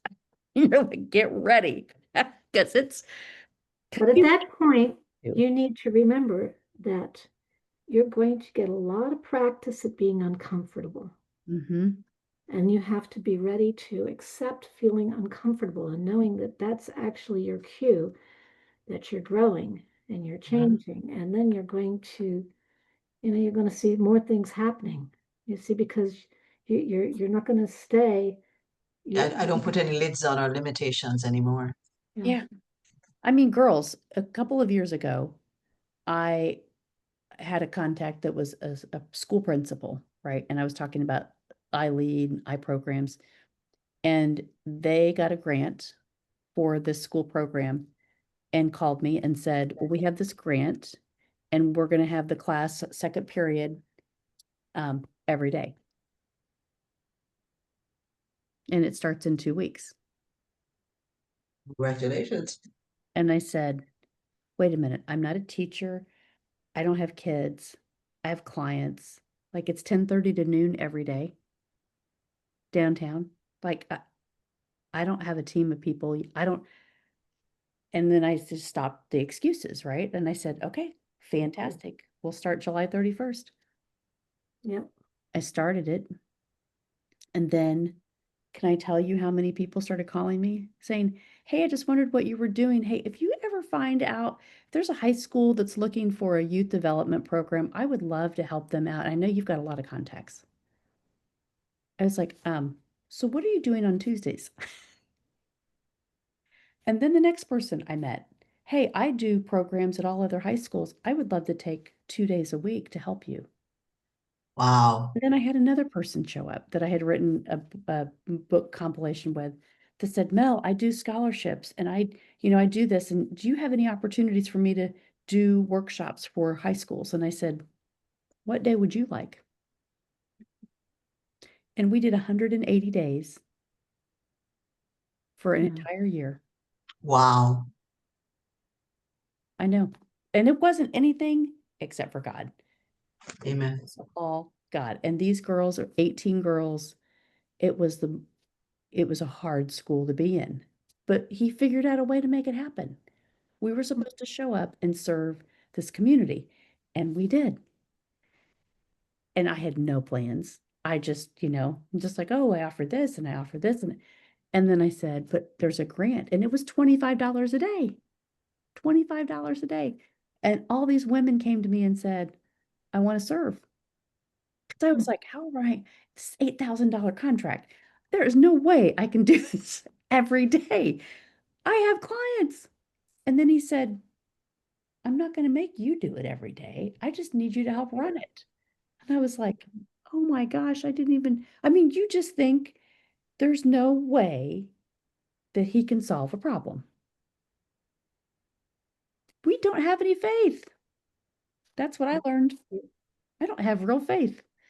And then I learned you need to have real faith because he is the solver. He is the maker. He has the vision. He knows where he needs you to be. You just don't have faith. It's true. I mean, that was the craziest year in my life. And we raised scholarship money. I did Live to Lead. I had people buy tickets for Live to Lead virtually. And then I did a course over it. And all the monies went to we raised $1,000 in scholarships for the girls for college off of that. Like it was just awesome the way that people embraced us and helped us. And I don't know. That's my testimony about that. That was so amazing. And you didn't know how it was going to all happen. Yeah. Didn't know when, I didn't know how, I didn't know what, I didn't know the people to bring in. I mean, as you went along. It was just every day. I was like, okay, what are we going to do next week? Who's here? Who can do this? How do we communicate? The teachers didn't communicate with us. The school was horrible at communicating with us, like keeping us on schedule changes. They had block scheduling. Like it was crazy, right? Mm. And yet we did it because we were supposed to be there to serve. And we did. So nothing to do with my job, nothing to do with my clients. It was a community-driven opportunity. And I said, well, of course I'm supposed to do that. And I'll figure it out. And then God said, well, this is how we're going to do it. Okay. So I don't fret anything anymore. I'm just like, wherever he leads me, I'm going to go right there. Make it happen. I'll serve. Let's go. I need your mindset for I'm typing something in the chat that I want you guys to help me hold me accountable to turn into an ebook at Okay. minimum. And it's something the Holy Spirit gave me to write. And I've been sharing it with folks, and they've been coming back and saying to me, oh my God, my life has changed. And I'm not going to wait to hear that again and drag my feet. I've been told, it's been prophesied multiple times that there are books in me. But you know, Melanie, I'm listening to your testimony, and I listen to how beautifully I'm going to be feeding on this recording. You know, so you cheated yourself out of a coaching client, but but seriously, I'm not going to be the same after I get off of this debriefing. Oh, And it's not just how you debrief me, it's even how Mary was able to, both of you, it's like a double-edged sword to my life that cuts asunder deeply into the things that no one knows, but that my surrender, and that's what Mary saw. It was a surrendering to a moment that I was able to recognize was divine setup. Because I haven't told you what I've been going through the last several days, you know, and I committed to just saying, God, my journey began when I said, God, I need to know myself. And I took up the 15 laws of growth, and I called Roddy, and Roddy and I had a meeting because I'm part of his beta group, which was a blessing when I got in at the time, and I don't use it enough. And you know, he's not gonna chase me down. Roddy doesn't chase you down, okay? He just waits for you to come and goes and say, "What took you so long?" You know. And I called him, and we had a meeting. I said, "Roddy, I want to do stage time," and he said, "Okay," and he gave me some tips. And he says, "What you going to do it?" And I said, "Something from the 15 laws of growth." I said, "Chapter 2. I just know myself to grow myself because I really want to grow others. That's all I think about in my life. How can I grow somebody else? How can I add value to somebody else?" And he shared with me what to do, how to approach it, and give me a spreadsheet idea. And then he said this to me, and if you don't know Roddy, you can easily be offended by Roddy, because Roddy doesn't hold back, and he's polite, and he's in his British form. He says, "Heather, you can want stage time all you want, but wanting it is one thing. Actually putting things into motion to get it is another." And I didn't feel insulted. I just it was an accountability statement that he made, and I really haven't worked towards that because I realize that there's just way too much going on for me right now that I need to allow to happen, you know, in my life, and adding that to it is just going to add pressure because I tend to do that to myself. I overcommit, and so I chose to just perhaps try for it next year, next March, God's Spare Life, you know, but really spend the time. And I think it's important when we say we want to know ourselves, we can't put a time frame on that, you know. And so you're talking, and you're going to be blown away to see. And this is a confirmation. I have to get the book done because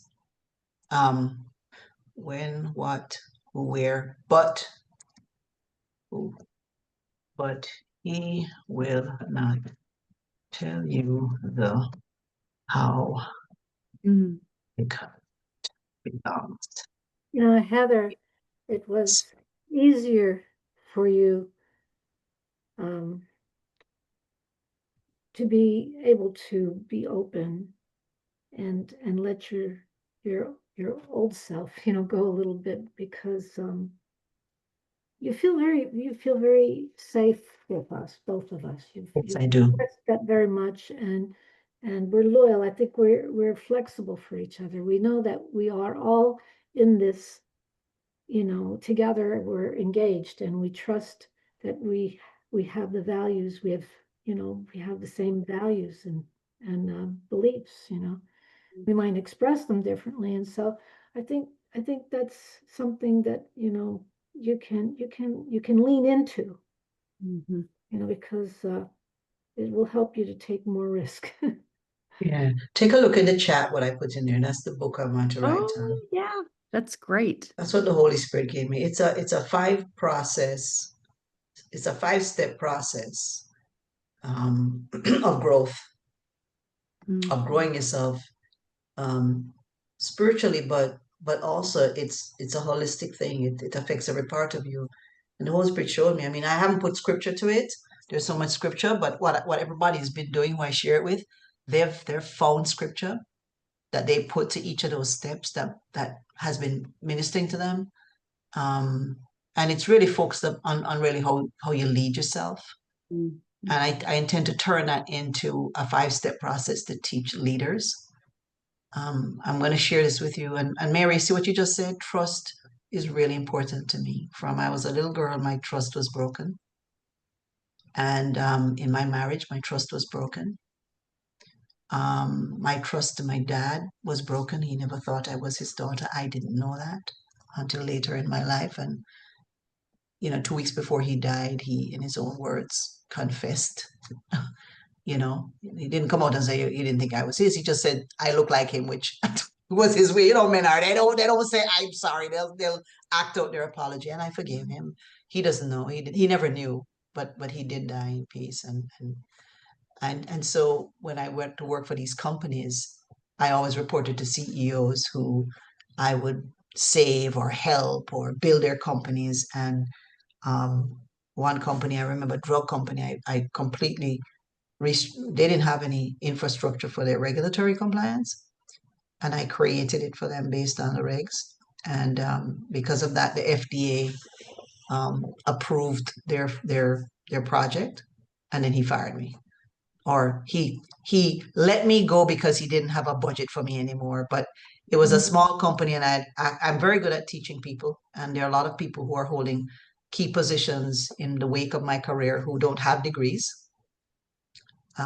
You know, unless it's really something very scientific, there are ways to educate people and show them where their gifting lies. And Mhm. again, focus on their strengths. So what I need to do, what I've done for others, you both did for me today. Good. Okay. So this is be still, only believe, trust and obey, be consistent as it leads to discipline. The now go part, Mary, is what you're talking about, where God will tell you where to go, when to go, for what, and for who, but he won't tell you the how. And the whole purpose of not telling the how, and I said this to somebody at church 2 Sundays ago, and she finished it without knowing. She says, because he wants us to remain dependent on him always. Mm-hmm. Yeah. He's testing your faith. And that's the key word. Mm-hmm. And if you look in Luke 18, verses 1 to 8, Jesus tells the parable of the widow and the unjust judge. And the reason he tells that parable to the disciples, and forgive me if you know the story, but just to reiterate it, is because he wants them to know how to persist in prayer. Mm-hmm. Okay. And I just love Jesus. He is so slick. He is just the amazing teacher that he is. So he tells them the story, right?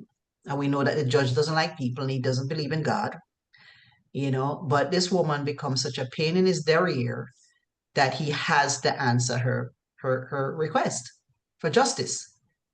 And he says this, Jesus says this, even the unjust judge ultimately delivered justice to her.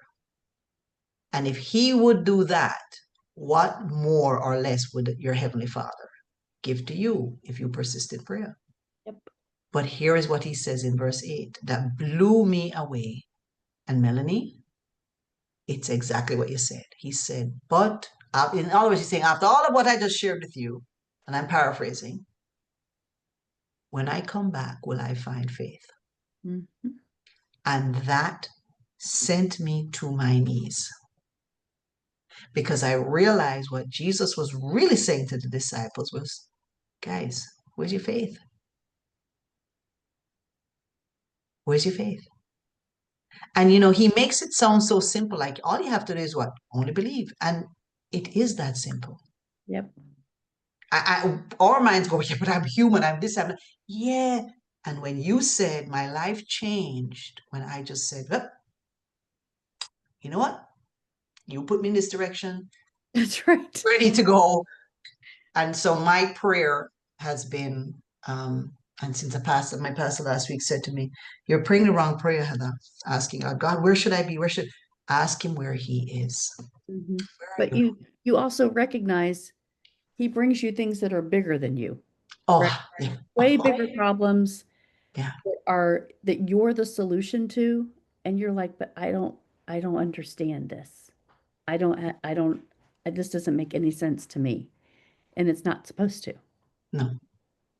None of it is supposed to. He just wants you to show up because he's like, I need to use you.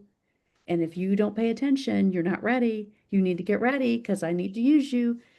And so that's what I've been doing, like every day. Every Melanie and Mary, since I picked up that book, 15 Laws of Invaluable Growth, and decided I want to know who I am so I Yep. can grow who I am, so I That's can grow yep. others. My whole entire life went not upside down, right side up. I And know. that's when I met that gentleman that said to me, I took on a case I would never normally have taken on because it wasn't a routine one. And the gentleman says to me, my life is in your hands. Mm. And I knew this was bigger than me. And it was prayer that got me through. And his case is over after 7 years. It's done. He never went to jail for 5 years. He never paid $500,000. He did pay a fine because they had to teach the industry a lesson, right? Ignorance is no excuse in court. And I spoke to him the other day because I was like, all right, I'm done. I'm going to cut him off. And he's like, Heather, please don't go. Just give me some time. I just need to recoup. He's different from this other client because he listens. And if I said to him, hey, so-and-so, you got to pay me though. I can't be hanging out like this. My life started to change. And so I just have to trust God for the process because he knows the whole. And Yep. part of that wonderful process I'm in, the journey, I don't want to miss it, is having met both of you and saying yes to this opportunity when I saw it come across my email and say, you know what? I'm going to take a risk and I'm going to partner up with some Maxwell leaders. I'm going to partner up with some folks because I'm not going to get my first experience burn me. I'm not going to let what happened before burn me because not everybody's like that person. And so it's the best thing I've ever done. And you both have no idea. When they tell you quick relationships aren't lasting relationships. I don't believe that. I believe God can do whatever he wants to do in building covenant among people whose hearts he knows. Mhm. I would like to believe that's the three of us here, right here. Because Yeah. that's how I feel towards you both. Well, But thank thank you. you. Thank you for letting me share. That's awesome. That's awesome. Yep. Forever. Take it with this now. Yes, ma'am. This was beautiful. This was Good. wow. Good. This was Happy Sunday. yeah. I'm gonna revel on this recording. But And listen, Mary, hold me congratulations. accountable to this, Yes. please, because I need to turn this into something more than just what you see up there. Yes, absolutely. And yeah. Yeah, go for it, girl. Go for it. And don't overthink it. It doesn't have to Yep. be perfect. It just has to be you Yeah. and Yeah. get it out. Yeah. Yeah. Yeah. I'm gonna write it. Maybe you'll be my ghost reader as Mary froze for a bit until she comes back. But there she Oh, is. shoot. All right. So Mary, when are you moving? Well, I've got to wire something tomorrow for the deposit. I already signed the contract, and then we have 30 days to close. So we're Okay. going to I'm gonna do a keep you in HELOC. prayer. No, so No, I'm gonna keep I you in think prayer. not going to move until after IMC. but I got to work on my speech, you know? Yeah. Yeah, so That's What are awesome. you doing with the speech? You doing good? I'm Before doing we get very ready to well. go. I'm doing Yeah? very well. All right. I feel challenged. Good. I'm growing. Good. I need more faith.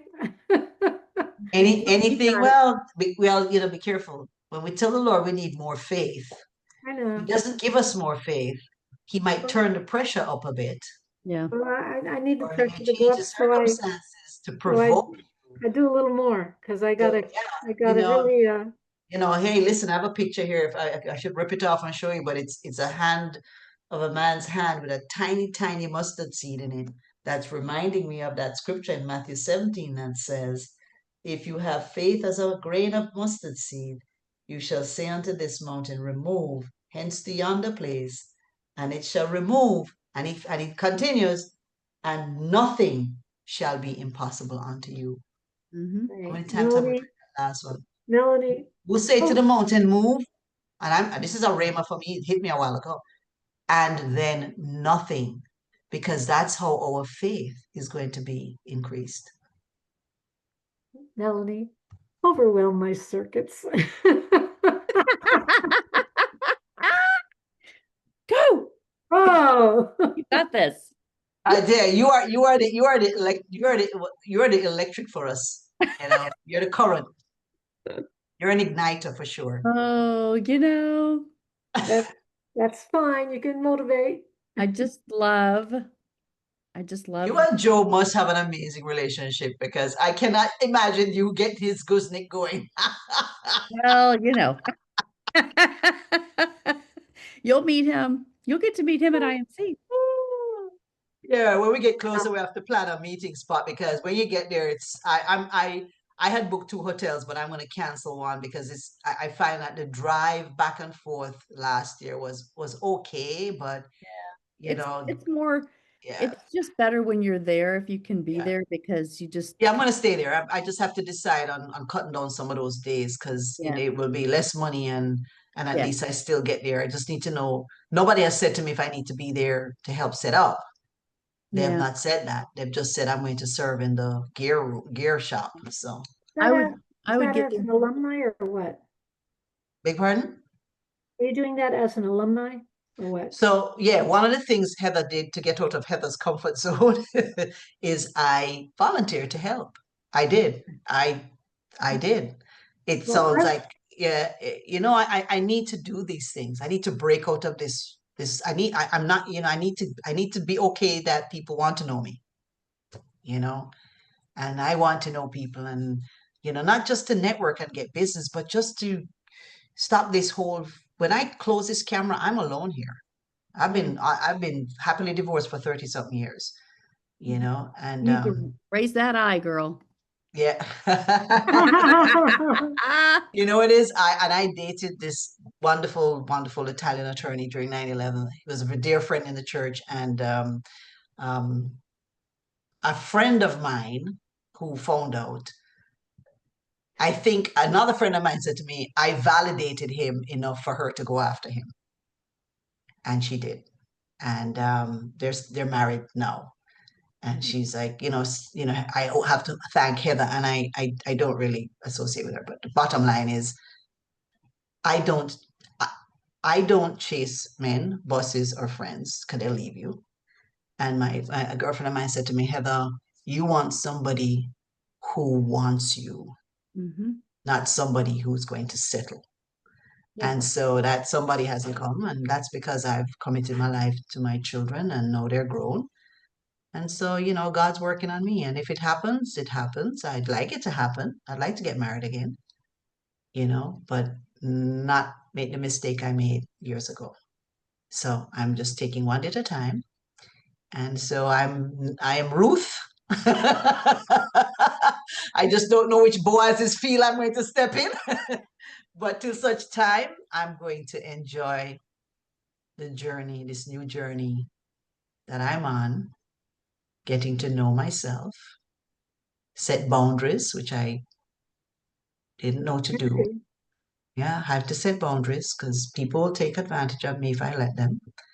And You I gotta am stop saying that. You're gonna set boundaries because you know what they are and you know who you want to be and what you want to do. Know what you yeah, want to be It's as valued simple for. as that. yes. And And you're that's not what, gonna, yeah. and you're not, I will. I'm getting there, Mary. I'm getting there. and you're But not gonna one do last thing I anything want to say less. about Melanie that you did today, and I think Mary just absolutely, not for the sake of not sounding repetitive, Mary absolutely hit the nail on the head in her articulate, observation. Mhm. You were so gentle with me. That's what made me feel safe, whether you realized it or not. And you don't know the history I've been through professionally, the abuse, you No, know. but she's a smart cookie, even though she's an eye. But I've been through it too. Yeah. I've been through a lot of it and Yeah. just dishonored and lied to and just victimized. And you're just like, that's Yeah. senseless. You know what? The And most I've not important, wanted, I put myself in situations where I don't have that anymore. Yeah. yeah, You know? you know That's why? where I'm at. Because the most important thing, Mel, and also Heather, is that we are compassionate, the three of us. We are sincerely compassionate, caring, and loving. Mhm. What do we all have? That's the same, the S, right? It's the S that we all have an S. Yep. Okay. Yep. But when you've had that experience, you don't ever want that to happen to anybody else because it's Correct. nonsense. Yeah. It's nonsense. It's manipulation. Yeah. And The thing is, we're so not people that treat others like that. So no, we're just going to change who we align with, and we're not going to kid when you start to see it, I start to see it way more often now, and I protect myself because I'm like, just can't be around those people. And Mhm. I'm very ourselves. careful because Well, I guess it's perfect that I teamed up with you. Others I'd be still living in fear. You you know just too, I don't. noticed, we're calling us up in 2 minutes. Um, what I just gonna say before everything stops is there are women who are like that too in business. Oh yeah. It's Oh not yeah. just men, No. So if you Yeah, strip but the gender, if you strip away the gender, it really comes down to personality. yeah, but the women are vicious and they're Yes. manipulative to the men that then position themselves to do things to you because they know the man can and Yeah. get away with it. Yeah. And they just hide. Yeah. And then I've had men that have been very destructive and I have tested them with, well, let's see if they're really truthful and honest. And they show me immediately they're not. And How I'm do you do that? What are some of the things you do? Because I need to do that right now with a client this upcoming week. just tested them. I mean, I've known something to be true about them and their personality and how they deal with situations. Mm-hmm. Not set them up, but I set them up to prove how they would react to something.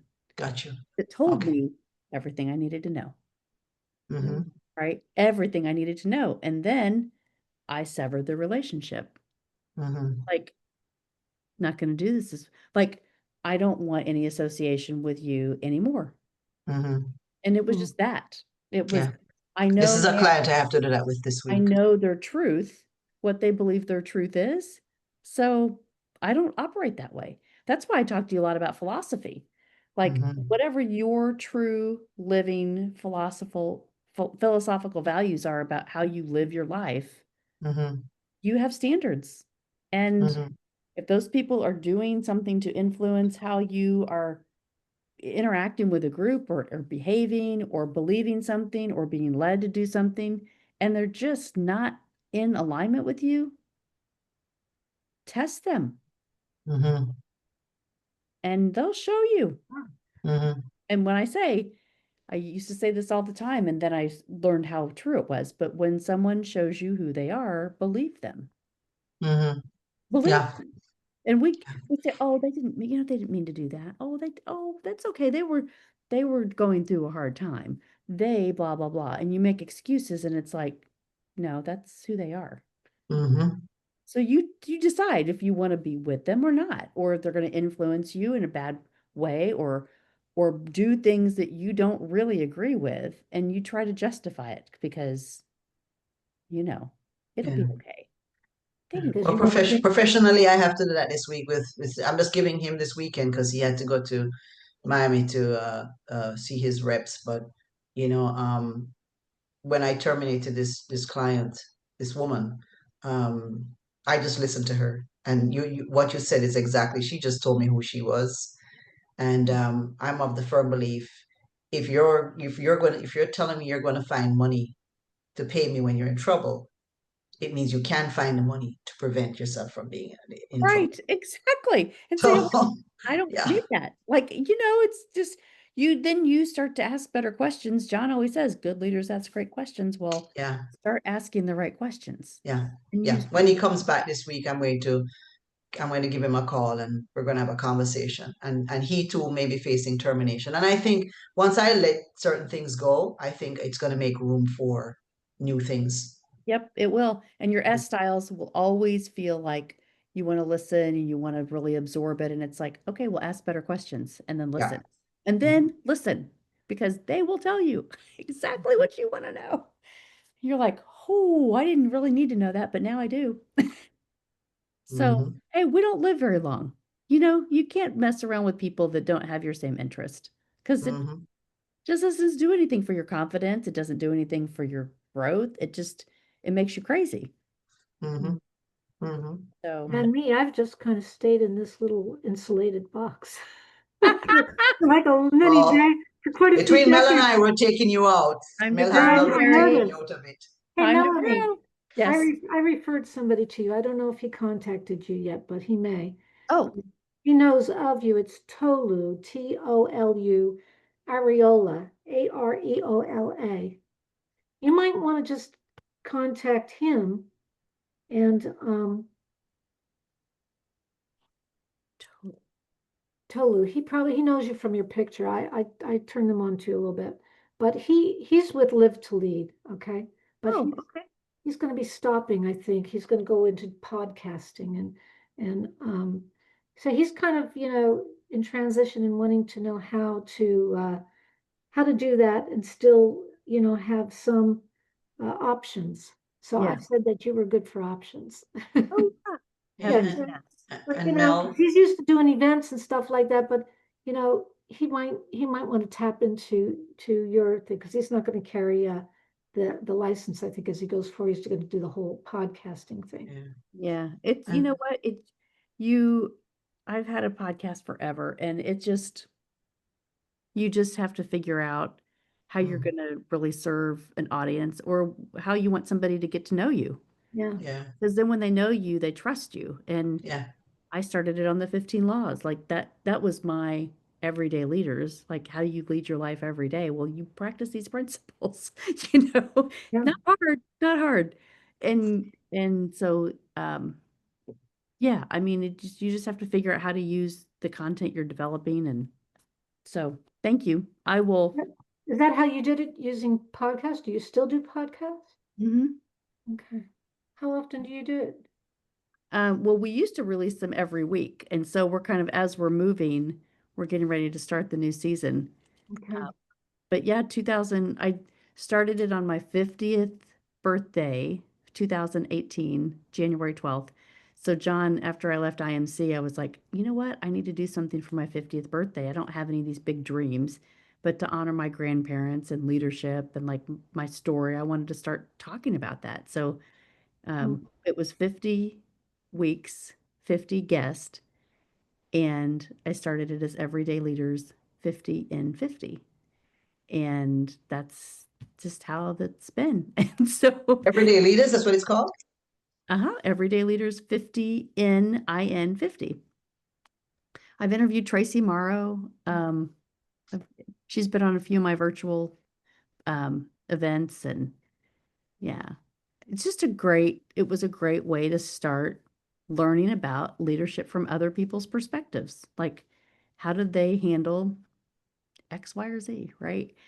And it just taught me a lot about myself, my own journey, how many people were the same, how many people had challenges of stress, and just how people that didn't know they were leaders showed up in the world. And I was like, this is why you're great at what you do. It's been a really fun journey. Yeah. Yeah. What does that mean, 50 in IN 50? So it was 50 guests in 50 weeks. Oh. So that was my theme. That's cool. And my company's everyday leaders. So it was, but I didn't, so real quick, and then we have to go because I have to go back to the studio. But so we, I saw the vision of the name. I Mhm. knew that it was about everyday consistency. I Mhm. like so many things that I knew that I was sure about. And so this everyday leaders brand, and then the Mhm. 50 and 50 was like, oh, my birthday's the second week in January. I'll do 50 shows in 50 weeks. Like that just makes sense for my 50th birthday. Nice. And I wanted to do, events after that and bring Yeah. all the speakers together. And so I did.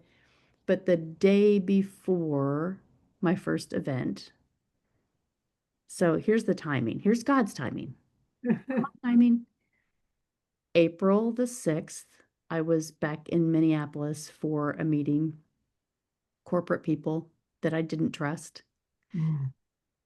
On the Friday before I came home, I had made a big announcement on social media like, hey, I'm having a big thing next, I got a big announcement. I'm super excited on Saturday. I'm going to tell you about this. I was scheduling the art museum to do our first event. And I was like, Mm. all week I was talking about how excited I was. Well, I had done 4 months of shows. It was in April, and I was like, had this momentum, right? Had this vision, had this momentum, like, ooh, I've got to get all these guests before the end of the year. And I said March 2nd was going to be my big day. And that's when we were going to sign for the contract. So on this Friday, I get up, I go to work, I'm talking to everybody, saying my goodbyes. I get pulled into my boss's office with HR. Well, you have no value here. And so Ah! we're letting you go. This is your 2 weeks notice. Oh my gosh. Are you insane? Like I know you're insane. I was so mad. I was like, you have no value. Let me tell you about value. Anyway, I came home, went to the art Wow, museum Mel. today with Joe, went to the art museum, signed the contract, Mhm. and told everybody, like, this is what we're doing. We're having a big event here next March. I see the vision. March 2nd, that's the day. Plan it right now. So here's Good. what happens. I finish my 50 and 50 all year. We have this great event planned. I still don't have everydayleaders.com as my domain. Yeah, I heard your No, story. but I still have the vision. Right. The guy in Australia owned this website domain. And I didn't care. I was like, well, but I know my brand. I know what I believe. Faith. At noon on the day before my first event, we're getting people in from the airport. Like I had people flying in and we were going to have a big dinner that night. We're getting the rest of the slides done. Like it was crazy day, the day before your event. Like it's crazy. And we get an email from eBay that says the domain that you inquired about is going up for auction. And I was like, Joe, how do we do this? So we got online and we bid 3 rounds and we Mhm. won everydayleaders.com. Praise God.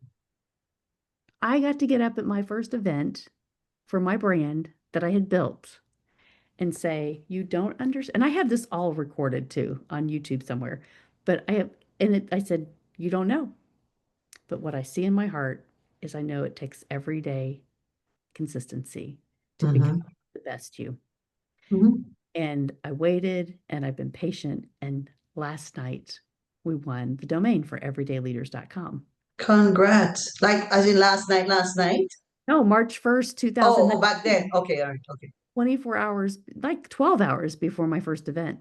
Oh wow. Right. That is everything that I've done since I've said yes to growth. That's exactly how it's happened. Like it's just kind of a surprise. It comes out of the blue and you're like, well, I didn't expect this. That's Wow. the best way. I Brilliant know. story. Just a word to the wise. Whenever you're going to incorporate a company name, get the domain first, because that's what people do. Yeah. They can be anywhere in the world and they'll search, because No, remember, I know, but I couldn't. It was not no, available. I'm not saying for you. I mean, Yeah. that's, water, that's been resolved. But I learned that early on because somebody did buy my company name because I didn't buy the domain, and the guy was selling it for $3,000. Yep. And I Yep. told him, go stick it where the sun don't shine. And then, nobody went after it and it became dormant. And Yeah. I bought it for $2.99 from GoDaddy, Oh my gosh. There you like go. 16 years ago. That's So great. just tell your clients and friends, if they're going to form a company and incorporate it and register it in the state, get Yeah. the domain first. Yep. If you can, like, If you can. yeah, Yeah. this is Because crazy. people make it a living to search. Oh, I know. And when they know you don't have a domain, they buy the domain and then they auction it or they bid it out or they get you to try and buy it. But Mel, this Well, was amazing. I bought everyday medical leaders because that was my business, everyday sales leaders, everyday business leaders. Yeah, Like you don't just buy one, you buy a variety. Yeah. You buy a variety. It's Yep. like the Chinese. They patent 15 million things under separate names. So when you go to have an idea and you have a patent, it's a real challenge to get your patent because they have every single conceivable name and description that you can think of. And, so they're just, it's, what you said, the Crazy. key thing. When God's anointing is on your business, no weapon formed against you, according to Isaiah 54:17. And weapons will form because that implies weapons, but no weapon formed will prosper. None. And every tongue that rises up in opposition against you or in accusation against you, you have the right to cast down because that's your inheritance. I decree and declare that over all of us. And this has been an amazing, life-changing debriefing for me. Go, girl. I'm looking forward to the rest. I think the next date before we go is what? The 8th will be, is it the 8th? I think we decided, was it the 8th? Let's just make sure we clarify that now because I know we're getting close to IMC. Yes, I think the 8th, right? The 1st and the 8th. Because the following week is when we're probably all getting ready to. Yeah, we have Friday the 8th at 2:30. Yep. At 2:30, right? Yep. So Mel, do you have any last words to encourage me, my little mustard seed, so that I flower everybody with seeds of growth? Oh, Okay, Grow, baby, grow. that's right. all right. Yes. Thank you. Yes. Get that book done. Come on, Heather. Yes, ma'am. Get your speech done. Get your book Oh, done. you know what guys can do? Pray for me. Is I feel very impressed to write. It's a speaker invitation came from the Food Safety Summit for May 2026 in Illinois. And I just feel very impressed to write an article. Monday is the deadline, so I want to draft it. They just asked for an abstract. So I want to draft something on, you ready for this? And I heard it preached and I thought about it. Old trees give new fruit every day, every season, right? Of the fruit. And what it's going to be is on leadership and artificial intelligence in a sense where we're so focused on innovation and, this new ideation of AI and all of that and technology. But no matter how much we grow technologically in the food industry, AI can't make your food safer. People do.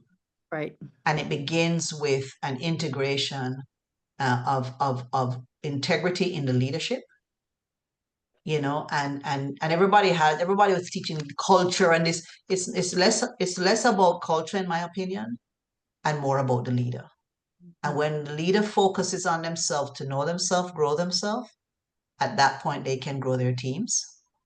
And I believe that's where we're going to see that paradigm shift in food safety in America, because people are going to be consciously aware of adding value to other people by making sure that their quality and safety is not put in at the end of the line when the cap is on the bottle or the package is sealed. At that point, it's too late. So it has to be built into a process, and a process that developed. that comes from the leadership, and I'm going to use the 15 laws of growth. I'm probably going to pull some stuff from High Road Leadership, and then from the 12 laws. I usually grab stuff from there and build something. I have until May to write the full article. Well, I'm going to write an article and put it on my own website. Now I know how to put stuff back end. And so keep me in prayer, guys. I need to stop thinking I'm alone. I'm not alone. I can reach out to you guys, even if it's in an email or text message. And most of all, God is with us. He is, Mary, if you were in my room, you see, God is with me always. I have all these things around me, and I'm paying more attention to it. But what I've also learned is I need people, and that's something I had to learn I need.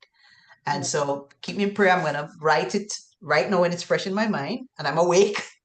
And I'm going to write the abstract, and I'm going to submit it, and to see if they pull me as a speaker. Because, I'm tired of hearing about AI and innovation and culture.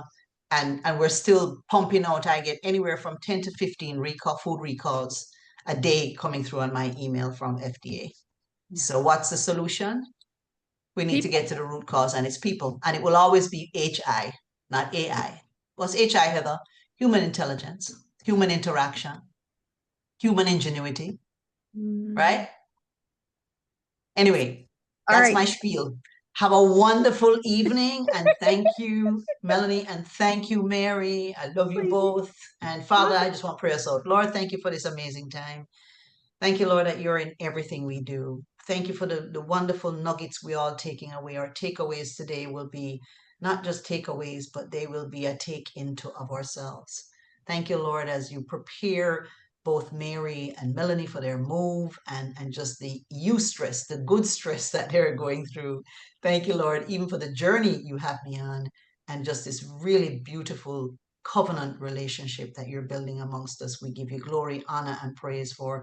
I pray for Mary's husband, Joe, Melanie's husband, Joe, and Mary's husband, Lord, that as both of these precious women of God are growing, that even in their marriage and in their covenant relationship to their husbands, they will grow and bloom together as one. In Jesus' name, amen.